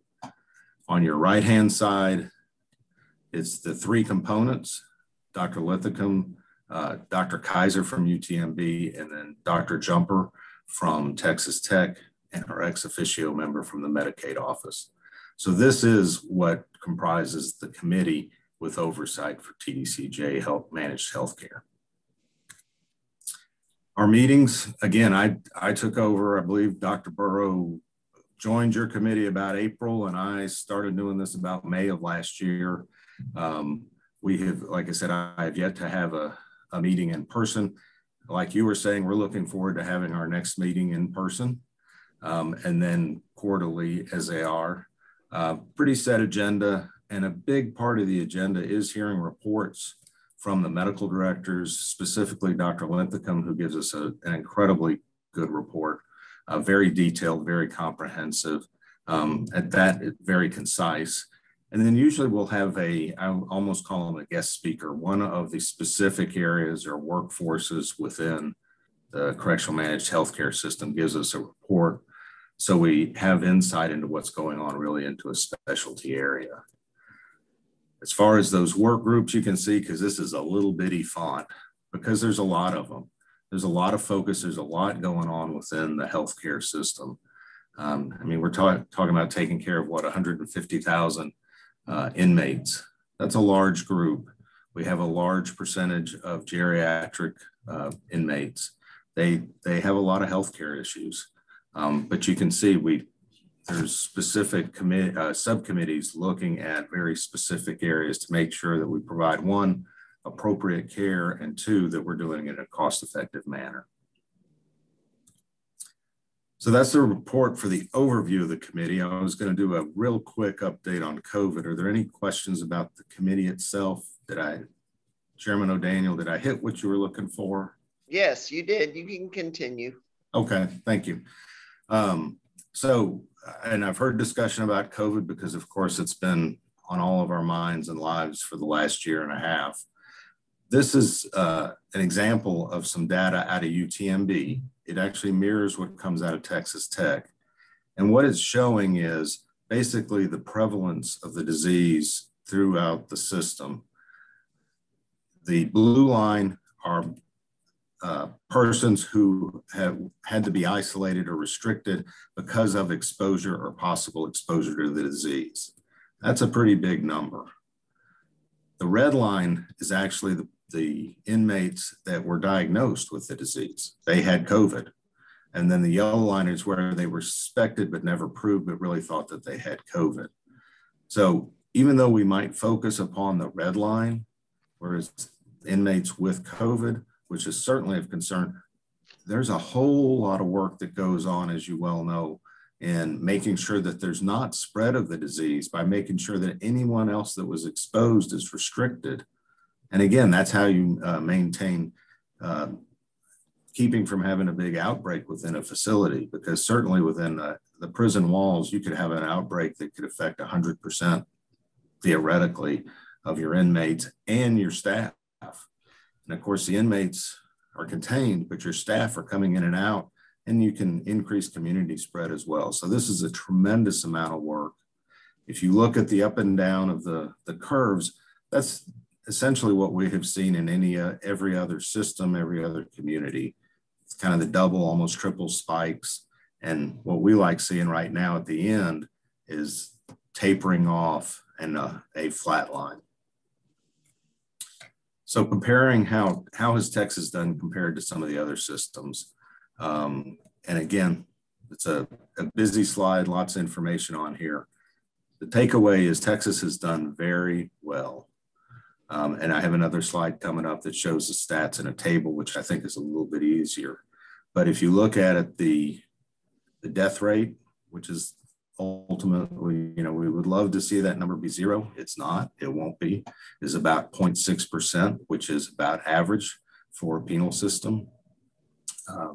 Tdcj was very aggressive in terms of testing. And again, you've heard this throughout the pandemic. Testing and contact tracing is really a big key to decreasing the spread of the disease. And then the key takeaways, and this is from a month ago, this is from May, and we've even seen improved numbers into June, and hopefully it's going to continue through July. All of us are worried about what's going to happen in the fall and winter. But you can see that at the end of May there were just decreases in the number of positive cases, decreases in hospitalizations, and that's what we want to see. So this is kind of the takeaway slide comparing Tdcj highlighted there in yellow with federal system and other large states. Fourth in terms of population tested, 8th in terms of number of positive cases per 1,000, and our rate of deaths is basically in the middle of the pack. We would, of course, love to have had that much lower, but it's a tenacious disease, and I believe that the Tdcj has done an incredibly good job of managing the inmates and the staff throughout Tdcj. So hopefully we won't have to talk about this again. But again, we're all worried about what's going to happen this fall. And I will put in a plug, if you are not vaccinated, please get vaccinated. If you know someone who's not been vaccinated, please try to convince them to become vaccinated. That is the key to us getting back to lives as, quote, normal as they can be going forward. And Mr. Chairman, that is the end of my report. I'll be happy to answer any questions. Well, thank you, Dr. Greenberg. Very informative report. Are there any questions from the board? Seeing none, thank you very much again, and we will look forward to seeing you at future board meetings. All right, thank you, sir. And I do want to put in a quick thanks to Renee Warren with Tdcj Correctional Managed Healthcare for helping me put together this presentation. And she's a great asset to the committee. And again, Dr. DeShields, Dr. Winthrop, Dr. Owen, great people doing a great job. So thank you very much. Thank you. The next item on the agenda is the internal audit status report for fiscal years 2020-2021. Mr. Chris Cerrito, Director of Internal Audit, will be presenting today. If you're ready to begin, please proceed. Good morning, Mr. Chairman, members, Mr. Collier. I have a rather lengthy update for you this morning. I will begin on page 2 of your status report. Project 2105 will be issued as a draft report later today or Monday morning. Project 2107 is now a final report and has been distributed to the board. On page 3, Project 2114-04, State Council for Offenders, is complete, and a white paper will be issued to the board later this afternoon. And then finally, we have assigned an additional project. That project will be 2104. And the title of that project is Workforce Diversity, and it is currently in the background phase of the audit. That concludes my update, and I'm available for any questions. Thank you, Mr. Cerrito. Are there any questions or comments from the board? Hearing none, thank you for the status report. We'll now move on to purchases over $1 million. Members of the board, I don't ordinarily vote unless it is to break a tie. However, my firm represents several entities included in the purchases and contracts over $1 million. Therefore, I will not be taking action today on the purchases and contracts over $1 million. Mr. Ron Steffa, Chief Financial Officer, will be presenting today. If you are ready, please proceed. Thank you. And good morning, Chairman O'Daniel, board members, Mr. Collier. As we do typically to the June board meeting, I have a number of purchases to bring for your consideration and approval. Item 1 is an increase to the fiscal year 2021 contract for outpatient substance abuse services at 5 locations with Substance Abuse Guidance and Education, LLC. Item 2 is an increase to the 2021 contract with the General Land Office for natural gas at 42 units. Items 3 and 4 are increases to the FY 2021 contracts with UTMB and Texas Tech University Health Science Center to provide inmate healthcare. And these amounts are consistent with the supplemental funding that was provided by the legislature during the session. Items 5, 6, and 7 are fiscal year 21 purchases for semi-trucks, buses, and desktop computers. Item 8 is for FY 22 items for sale in the unit commissaries. A listing of those categories of the items provided are included for your information. And as we have in the past, we are seeking a 10% variance for this item to accommodate any fluctuations we may see in sales. Item 9 is an FY 22 renewal for bulk fuel. That fuel is delivered to our fuel depots located on the units, and we're requesting a 10% variance for that item to address the need in pricing fluctuations. It's priced with a base price and a constant. Then item 10 is for fiscal year 22 food items for inmate meals, and the categories of those items are also provided for your information, and we're seeking a 10% variance for that item as well. Item 11 is a fiscal year 22 purchase for cellular telephone equipment and services with AT&T. Item 12 is for fiscal years 22 and 23, and it's a renewal of the hospital services with the Huntsville Memorial Hospital. Item 13 is a FY 22-23 contract renewal with the Texas General Land Office for the delivery of the natural gas. And a 10% variance is being requested at this item as well to address any fluctuations we may have with usage and the weather. Items 14 through 20 are FY 22-23 renewals for the operations and management of our 7 privately operated correctional centers, and that services are provided by the Management and Training Corporation. Items 21 through 35 are renewals to the TCUMI contracts, the Texas Correctional Office on Offenders with Medical or Mental Impairments, and these contracts are for mental health services for parolees with special needs statewide. Item 36 is a fiscal year 22-23 renewal with the Texas Health and Human Services Commission, and it's a transfer of funds for the state Medicaid match for the services that they provide through TCUMI to those releasees. Item 37 is a renewal for 22 and 23. It's the contract for medication reimbursement that is with the Texas Health and Human Services Commission as well to provide medications to the inmates post-release. Items 38 through 49 are contract renewals for fiscal years 22 and 23 to provide substance abuse treatment services on 12 units across the state. Items 50 through 73 are the FY 22-23 renewals for the residential and outpatient substance abuse treatment services statewide, and it's for the services for the inmates that are being released from the substance abuse felony punishment facilities, in-prison therapeutic communities, and also referrals to the substance abuse counseling program. Item 74 is the fiscal year 22-23 renewal for the operations and management of the Lindsay State Jail, and that contract would be with the Management Training Corporation. Item 75 is the fiscal year 22-23 renewal for the operations and management of the Willacy State Jail. It would be with LaSalle Corrections. Items 76 through 79 are renewals for the FY 22-23 state jail substance abuse and DWI programs at 4 locations.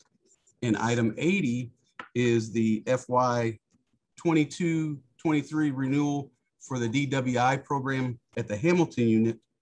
And lastly, item 81 is the fiscal year 22-23 renewal for substance abuse treatment and aftercare services with the Dallas Community Supervisions and Corrections Department. And that concludes the items for your consideration, and would pause for any questions. Thank you, Mr. Steffa. Are there any questions or comments from the board? I'd like to make a comment, Mr. Chairman. I just wanted to note how impressive it is when you really look at the numbers and the investment that TDCJ is making in substance abuse treatment. I think it's a very important service that makes a difference in the long term, and just wanted to comment, seeing it written out like this is just really impressive. Thank you. Thank you. Any further questions? Hearing none, do I have a motion? Mr. Chairman, I move that the Texas Board of Criminal Justice approve the purchases and contracts over $1 million as presented. I have a motion. Is there a second? Second. A motion has been made. It has been seconded by Dr. Burrow. All those in favor say aye. Aye. Aye. Aye. Opposed? Please let the record, the motion passes. Please let the record show I abstain from voting on the purchases and contracts over $1 million. The next item on the agenda is the discussion, consideration, and possible action regarding proposed renaming of TDCJ facilities. I'm not sure if you've given much thought to what goes into a name. In the Bible, however, there are several instances where people are renamed. For example, Jacob is renamed Israel. Saul, after the road to Damascus, is renamed Paul. And perhaps most famously, Jesus renamed Simon Peter, that is, Rock, which is responsible for probably the greatest pun in the Bible. For upon this rock, I will build my church. So we know that words have meaning and names have power. This is particularly true for buildings. The name can represent its mission. It may reference a historical figure or perhaps an individual who accomplished great things. So choosing it is incredibly important. One of the responsibilities of this board is to approve the name of facilities. Today, we have the honor of naming 3 correctional facilities after exceptional individuals. In 1850, the Goree family bought land in northwest Walker County. In 1891, they sold it to the Eastham family, who then leased the property back to the state prison system. And in April 1917, the Eastham unit was established. Located just outside of Huntsville, the unit can hold up to approximately 2,400 male inmates. It is also the location of the agency's garment factory, agricultural operations, and multiple faith-based and educational programs. We are now changing the name of the Eastham unit to the J. Dale Wainwright unit in recognition of the former chairman of the Texas Board of Criminal Justice. Justice Dale Wainwright was appointed as board chairman by Governor Greg Abbott in August 2015. He is a graduate of Howard University in economics and a graduate of the University of Chicago Law School, where he earned a Juris Doctor degree in 1988. He is a former Associate Justice of the Texas Supreme Court and a former judge of the 334th District Court in Harris County. He is currently a commissioner of the Texas Department of Public Safety. While on the board, he also served as chair of the Correctional Institutions Committee and was a member of Audit and Review, Business and Financial Operations, and Healthcare Committees. Justice Dale Wainwright's leadership has led to many accomplishments within the agency, including the following: a salary increase to correctional officers, facilitating the closure of units, increased rehabilitation and faith-based programming, overseeing the agency's response to Hurricane Harvey, and encouraging other board members to visit the staffs at units and parole offices. During his tenure, the reentry program known as STRIVE, Strength Through Restoration, Independence, Vision, and Empowerment, that prepares female inmates for successful reentry, was initiated. A former president of the Houston Young Lawyers Association, co-founder of the Aspiring Youth Program, and the recipient of the 2000 Legal Excellence Award from the NAACP, his notable contributions are achievements that extend past his tenure on the Texas Board of Criminal Justice. In recognition of his loyal service, integrity, tenacity, and profound wisdom, it is resolved that the East Ham unit will now be known as the J. Dale Wainwright unit. Next, the Tulia unit in Tulia, Texas, opened in June 1992. Located in God's country, also known as Swisher County, the facility can hold approximately 600 male inmates. It will now be known as the Thomas R. Meckler Unit in recognition of the Texas Board of Criminal Justice member Thomas R. Meckler. Tom was appointed to the board in November 2005 by Governor Rick Perry. He served as a volunteer chaplain in Tdcj from 2003 to 2005. In June 2009, he was selected TBCJ vice chairman and served in that role until August 2014. He has chaired the Audit and Review Committee as well as the Rehabilitation and Reentry Programs Committee. He has also been a member of the Business and Financial Operations Committee, the Community Corrections Committee, and the Correctional Institutions Committee. While chairman of the Rehabilitation and Reentry Programs Committee, Tom was involved in exploring new opportunities for the agency and was instrumental in developing the Authentic Manhood program. He has been a positive influence in reinforcing TDCJ's awareness to its mission of public safety.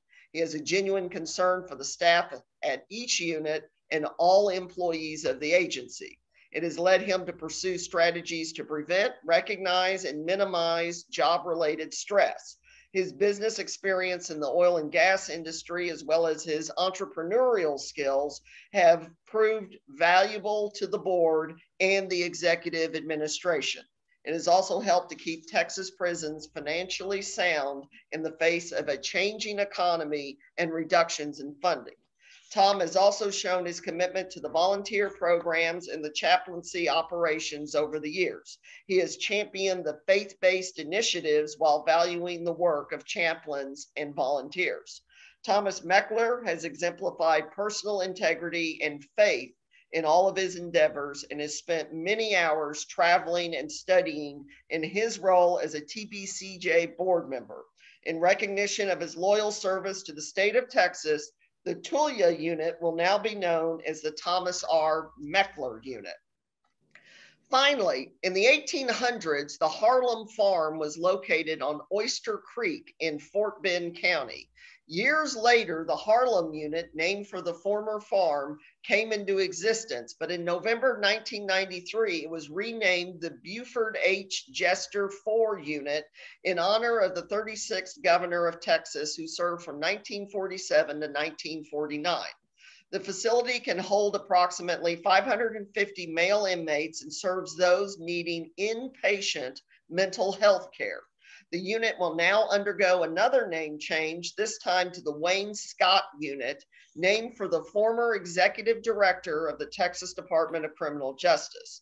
Wayne Scott began his career in the Texas prison system in 1972 as a correctional officer at the Huntsville unit. He advanced through the ranks and was appointed director of the institutional division in 1994. In that position, he was responsible for administrating one of the largest prison systems in the United States. He also oversaw the establishment of the first U.S. Immigration and Naturalization Service office within a prison.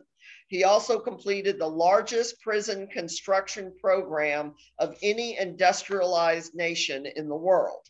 In January 1996, Wayne Scott was named executive director.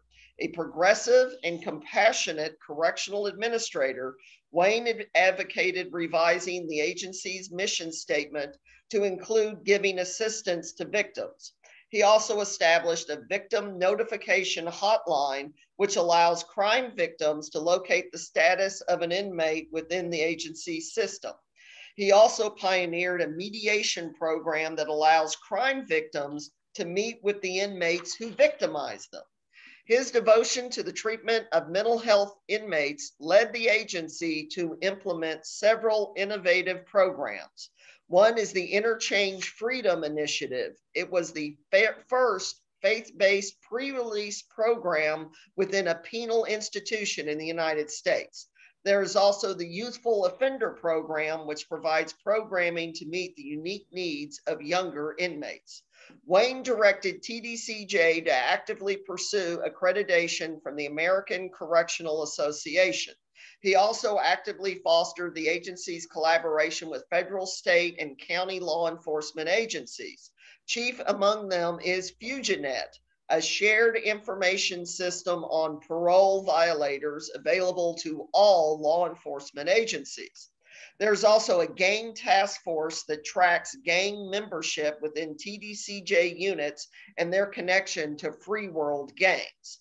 In recognition of his legacy and professionalism that will leave a lasting effect on the field of criminal justice for many years while serving as a model of public service to generations of Texans, it is resolved that the Buford H. Jester 4 unit will now be known as the Wayne Scott unit.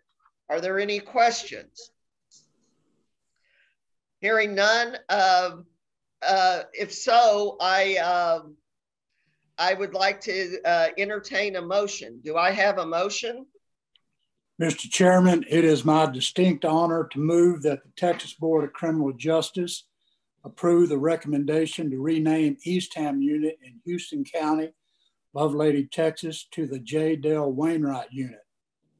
The Tulia Unit in Swisher County, Tulia, Texas, to the Thomas R. Meckler Unit, and Buford H. Jester 4 Unit in Fort Bend County, Richmond, Texas, to the Wayne Scott Unit. A motion has been made. Is there a second? Second. Oh gosh. I was first. I'm gonna say Miss Perry. I was first. Okay. Oh, Mono was first. All right. A motion has been made. It has been seconded by Mono de Ayala. All those in favor say aye. Aye. Aye. Opposed? Motion passes.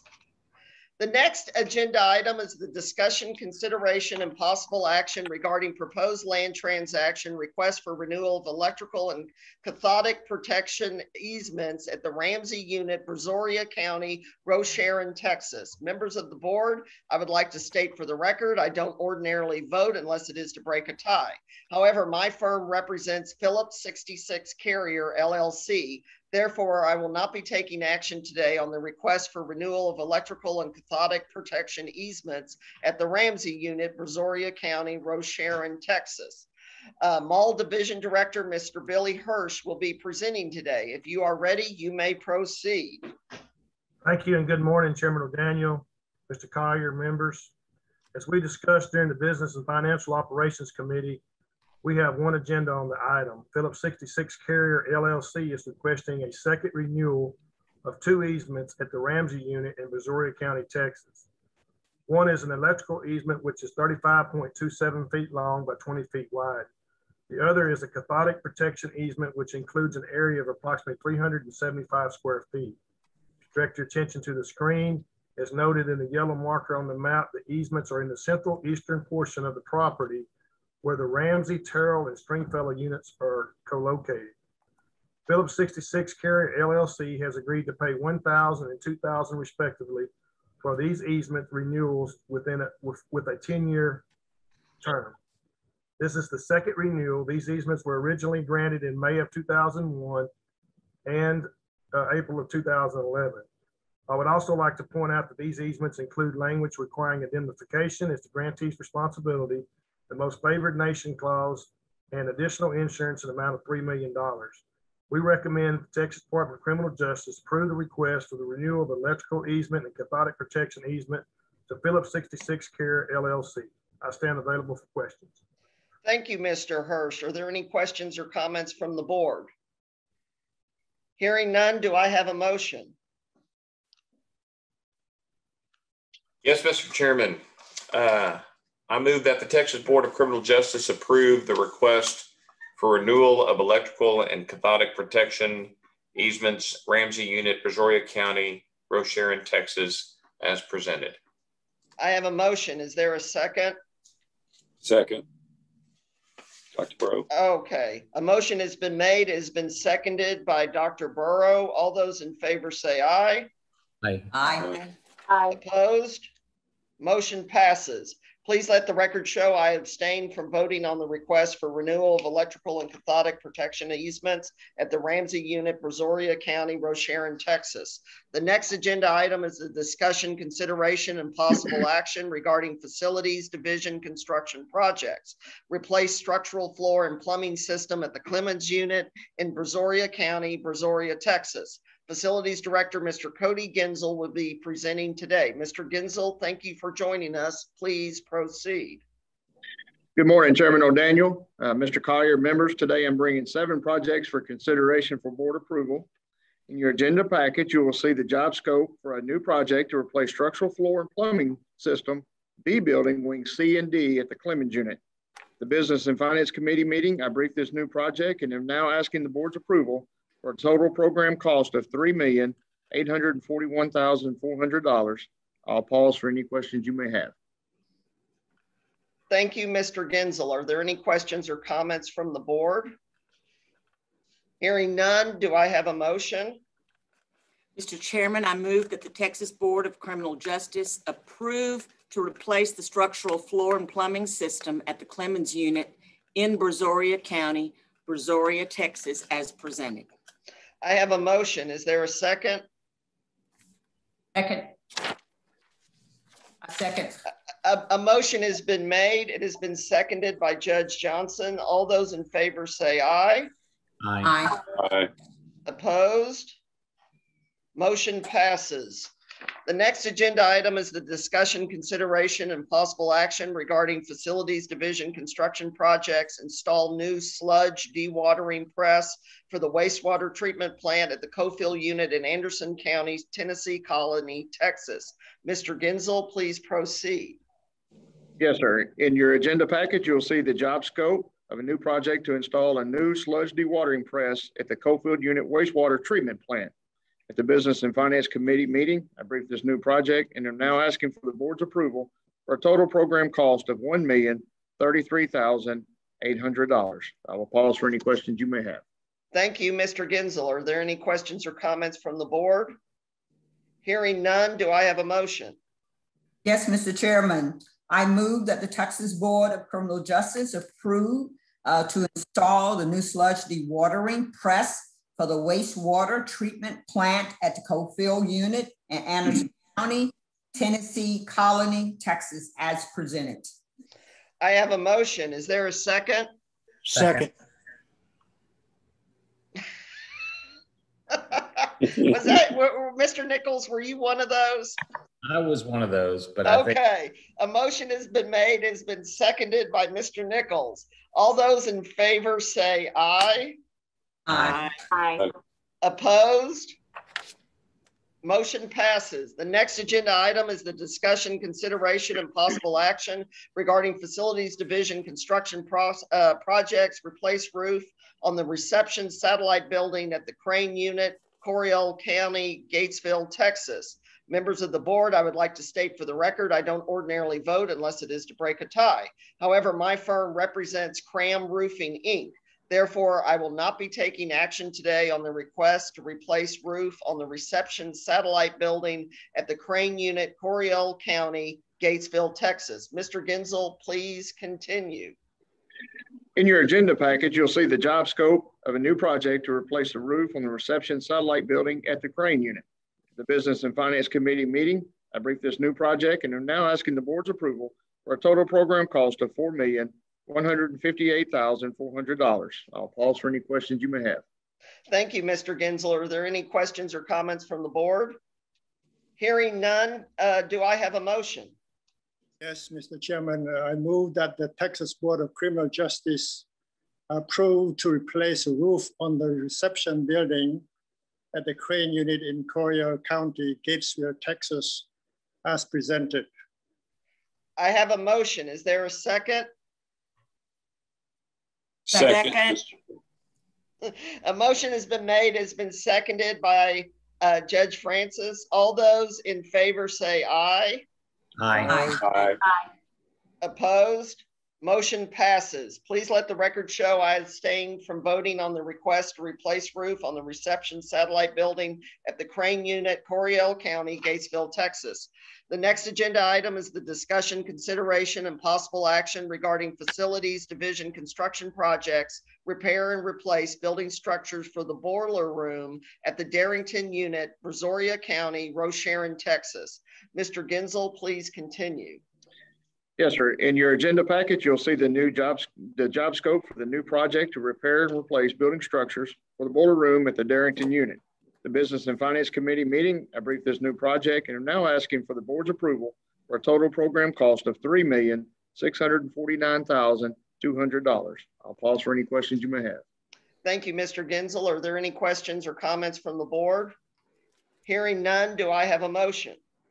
Yes, Mr. Chair, I move that the Texas Board of Criminal Justice approve the item to repair and replace building structures for the boiler room at the Darington unit in Brazoria County, Sharon, Texas, as presented. I have a motion. Is there a second? Second. A motion has been made. It has been seconded by Ambassador Siv. All those in favor say aye. Aye. Aye. Opposed?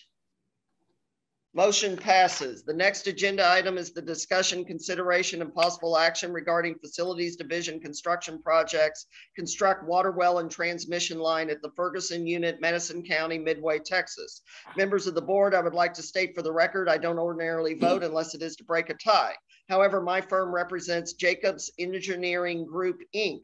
Therefore, I will not be taking action today on the request to construct water well and transmission line at the Ferguson unit, Madison County, Midway, Texas. Mr. Gensel, please continue. Yes, sir. In your agenda package, you'll see the job scope of a new project to construct water well and transmission line at the Ferguson unit. The Business and Finance Committee meeting, I briefed this new project and am now asking the board's approval for a total program cost of $2,693,700. I'll pause for any questions you may have. Thank you, Mr. Gensel. Are there any questions or comments from the board? Hearing none, do I have a motion? Mr. Chairman, I move that the Texas Board of Criminal Justice approve to construct water well and transmission line at the Ferguson unit in Madison County, Midway, Texas, as presented. I have a motion. Is there a second? Second. A motion has been made. It has been seconded by Judge Johnson. All those in favor say aye. Aye. Aye. Opposed? Motion passes. Please let the record show I abstained from voting on the request to construct water well and transmission line at the Ferguson unit, Madison County, Midway, Texas. The next agenda item is the discussion, consideration, and possible action regarding facilities division construction projects, replace locking system in multiple locations at the GIST unit, Jefferson County, Beaumont, Texas. Members of the board, I would like to state for the record, I don't ordinarily vote unless it is to break a tie. However, my firm represents Stanley Consultants, Inc.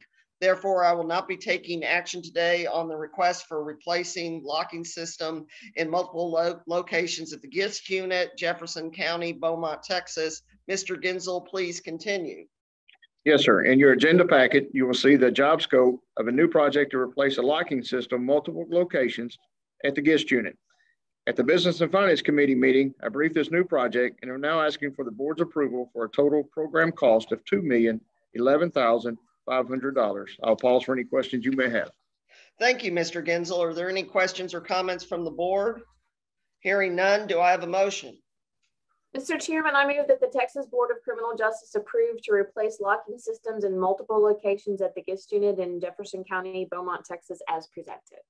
I have a motion. Is there a second? Second. A motion has been made. It has been seconded by Pastor Miles. All those in favor say aye. Aye. Aye. Opposed? Motion passes. Please let the record show I abstain from voting on the request to replace locking system in multiple locations at the GIST unit, Jefferson County, Beaumont, Texas. The next agenda item is the discussion, consideration, and possible action regarding facilities division construction projects, resurface perimeter road at the Henley unit, Liberty County, Dayton, Texas. Members of the board, I would like to state for the record, I don't ordinarily vote unless it is to break a tie. However, my firm represents RPS Infrastructure, Inc. Therefore, I will not be taking action today on the request to resurface perimeter road at the Henley unit, Liberty County, Dayton, Texas. Mr. Gensel, please continue. Yes, sir. In your agenda packet, you will see the job scope of a new project to resurface perimeter road at the Henley unit. The Business and Finance Committee meeting, I briefed this new project and am now asking the board's approval for a total program cost of $1,795,100. I will pause for any questions you may have. Thank you, Mr. Gensel. Are there any questions or comments from the board? Hearing none, do I have a motion? Mr. Chairman, I move that the Texas Board of Criminal Justice approve to resurface perimeter road at the Henley unit in Liberty County, Dayton, Texas, as presented. I have a motion. Is there a second? Second. A motion has been made. It has been seconded by Ms. Perryman. All those in favor say aye. Aye. Aye. Opposed? Aye. Motion passes. Please let the record show I abstain from voting on the request to resurface perimeter road at the Henley unit, Liberty County, Dayton, Texas. The next item on the agenda is the discussion, consideration, and possible action regarding proposed amendments to Board Rule Title 37, Administrative Code Sections 151.55, Disposal of Surplus Agricultural Goods and Agricultural Personal Property. General Counsel Ms. Kristen Warman will be presenting. Welcome, Ms. Warman. If you're ready, you may proceed. Thank you, Chairman, and good morning, board members and Mr. Collier. Before you today in this agenda item are proposed amendments to Board Rule 151.55. The proposed amendments include updating the division name to Manufacturing, Agribusiness, and Logistics, and grammatical and formatting updates. I will pause for any questions you may have about this agenda item. Thank you, Ms. Warman. Are there any questions? Hearing none, do I have a motion? Mr. Chairman, I move that the Texas Board of Criminal Justice approve for publication in the Texas Register the proposed amendments to Board Rule Title 37, Texas Administrative Code Section 151.55, Disposal of Surplus Agricultural Goods and Agricultural Personnel Property as presented. I have a motion. Is there a second? Second. A motion has been made. It has been seconded by Mr. Nichols. All those in favor say aye. Aye. Aye. Aye. Opposed? Motion passes. The next item on the agenda is the discussion, consideration, and possible action regarding adoption of amendments to Board Rule Title 37, Administrative Code Sections 154.12 and 154.49. Private Sector Prison Industries Programs. Ms. Warman, you may continue. Chairman and board members, this agenda item includes the adoption of amendments to Board Rules 154.1, 154.2, and 154.4 through 0.9. The adopted amendments include minor word changes, clarifications, and organizational changes. No comments were received regarding these amendments. I pause for any questions. Thank you, Ms. Warman. Are there any questions? Hearing none, do I have a motion?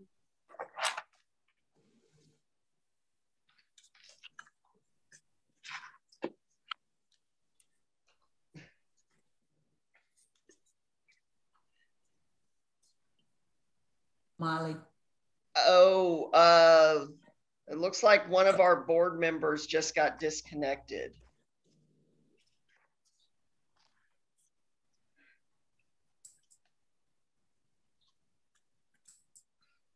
Hold on.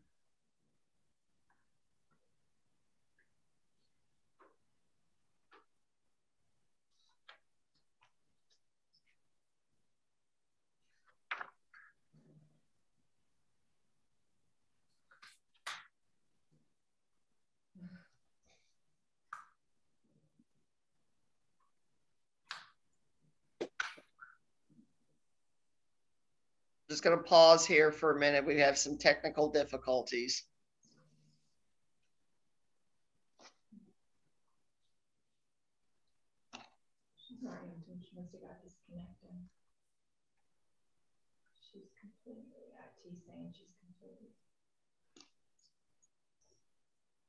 Well, do you have?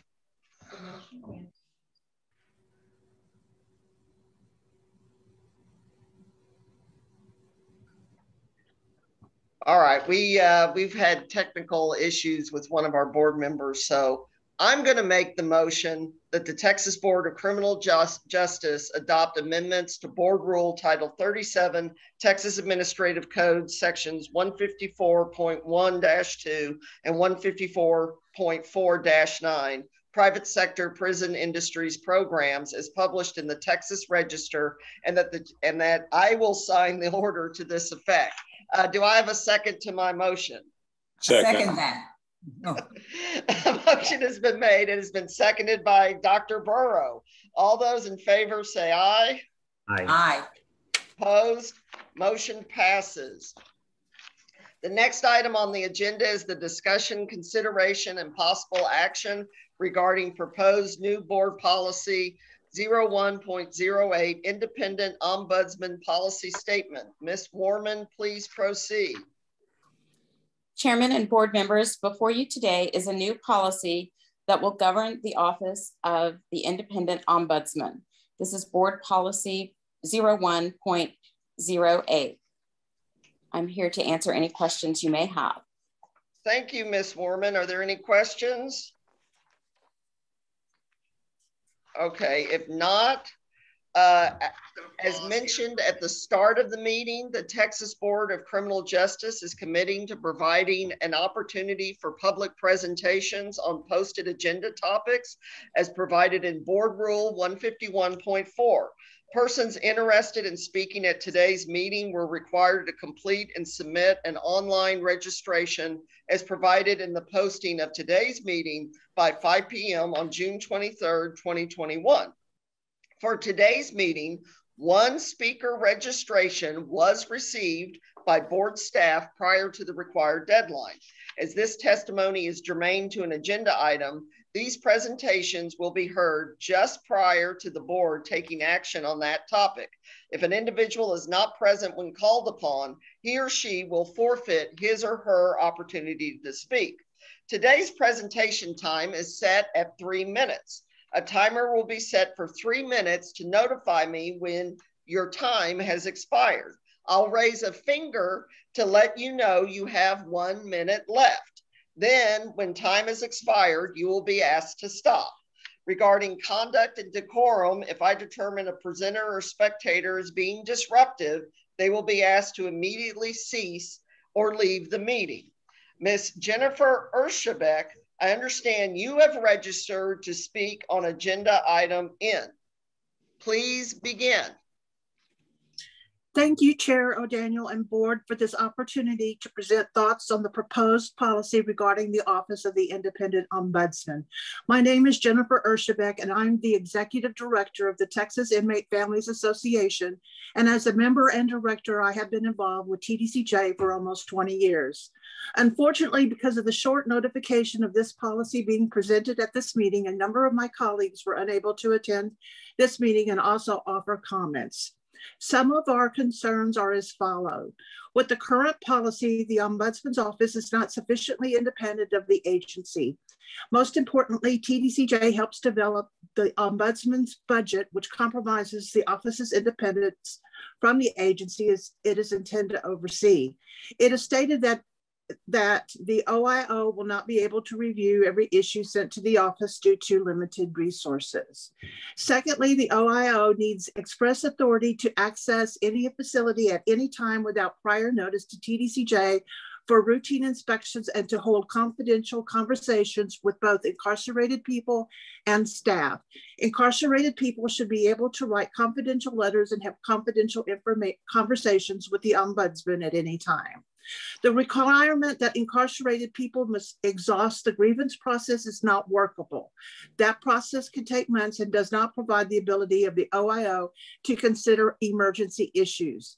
This also turns the Ombudsman's review into what amounts to an extra appeal of the grievance process, which is not what it is supposed to be. It would make sense to have an MOU between the Ombudsman and the grievance office, but the agreement should not establish the Ombudsman as a final appeal. It is not clear what matters can be addressed by the Ombudsman, given the criminal matters, policy matters, and general questions have been carved out. There should be a requirement that the OII makes its annual reports and regular reports of its findings about any systemic issues of concern available on the agency's website. We strongly recommend review of the American Bar Association's policy on correctional oversight, which sets forth a checklist of the elements of effective oversight bodies. When benchmarking this proposed policy against ABA guidance, we believe this would be a helpful tool in developing and strengthening this policy. And in closing, there is a general concern that the process of developing this policy has not involved any stakeholders, and that people who are very invested in the operations of OIO have not had an opportunity to properly contribute their ideas and concerns. Many of those individuals are not available to testify today, and there was no opportunity to submit written comments. We respectfully request a delay in adopting the policy and that there be a working group developed to provide input. This would provide more legitimacy to the office among key stakeholders, including families and advocates. Thank you so much for all the important work that this board does. Thank you. And thank you very much for your public comment, Ms. Urshabek. Members of the board, are there any further questions? Hearing none, do I have a motion? Yes, Mr. Chairman. I move that the Texas Board of Criminal Justice approve the proposed new board policy 01.08, independent ombudsman's policy statement as presented. I have a motion. Is there a second?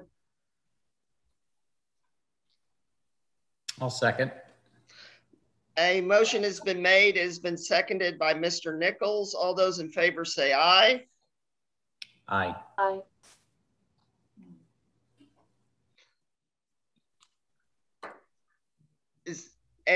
Opposed? Motion passes. The next item on the agenda is the discussion, consideration, and possible action regarding proposed revisions to board policy 03.91, Uniform Offender Correspondence Rules. Ms. Warman, please proceed. Chairman and board members, before you today in the revisions to policy 03.91 include a revised definition of media correspondent, sexually explicit image, and special correspondence. Section 1B4 has also been amended or revised to add language that an inmate serving a sentence for which registration as a sex offender is required is prohibited from placing an advertisement soliciting a pen pal on an internet website operated for that purpose, regardless of whether another person submits or pays for the advertisement for the inmate. Section 1C has also been revised to add language that the mailroom supervisor, in coordination with the unit warden, may approve more than 10 photos per envelope. Section 1C4 has also been revised to add language that would allow greeting cards from general correspondents if postmarked during specific timeframes throughout the year. Cards are not required to be of a certain theme, and only one card per envelope is permitted. Greeting cards sent from any of the 5 approved vendors are still permitted at any time during the year. Section 4A11 was also revised to add language that any correspondence containing a photo that conceals or hides the face of the individual photographed in a manner that prevents identification of that individual will be denied. Additional grammatical and formatting updates were also made. Thank you, Ms. Warman. Are there any questions? Hearing none, do I have a motion? Yes, Mr. Chair, I move that the Texas Board of Criminal Justice approve the revision to Board Policy 03.91, Uniform Offender Correspondence Rules as presented. I have a motion. Is there a second? Second. Motion has been made. It has been seconded by Pastor Miles. All those in favor say aye. Aye. Aye. Opposed? Motion passes. I would like to thank all of you for coming here today and remind you the next meeting of the Texas Board of Criminal Justice will be Friday, August 27th, 2021 in Austin, Texas. There being no further business, the 217th meeting of the Texas Board of Criminal Justice is now adjourned. It is 11:23. We will take a 5-minute break and then we will start the Windham School District Board meeting.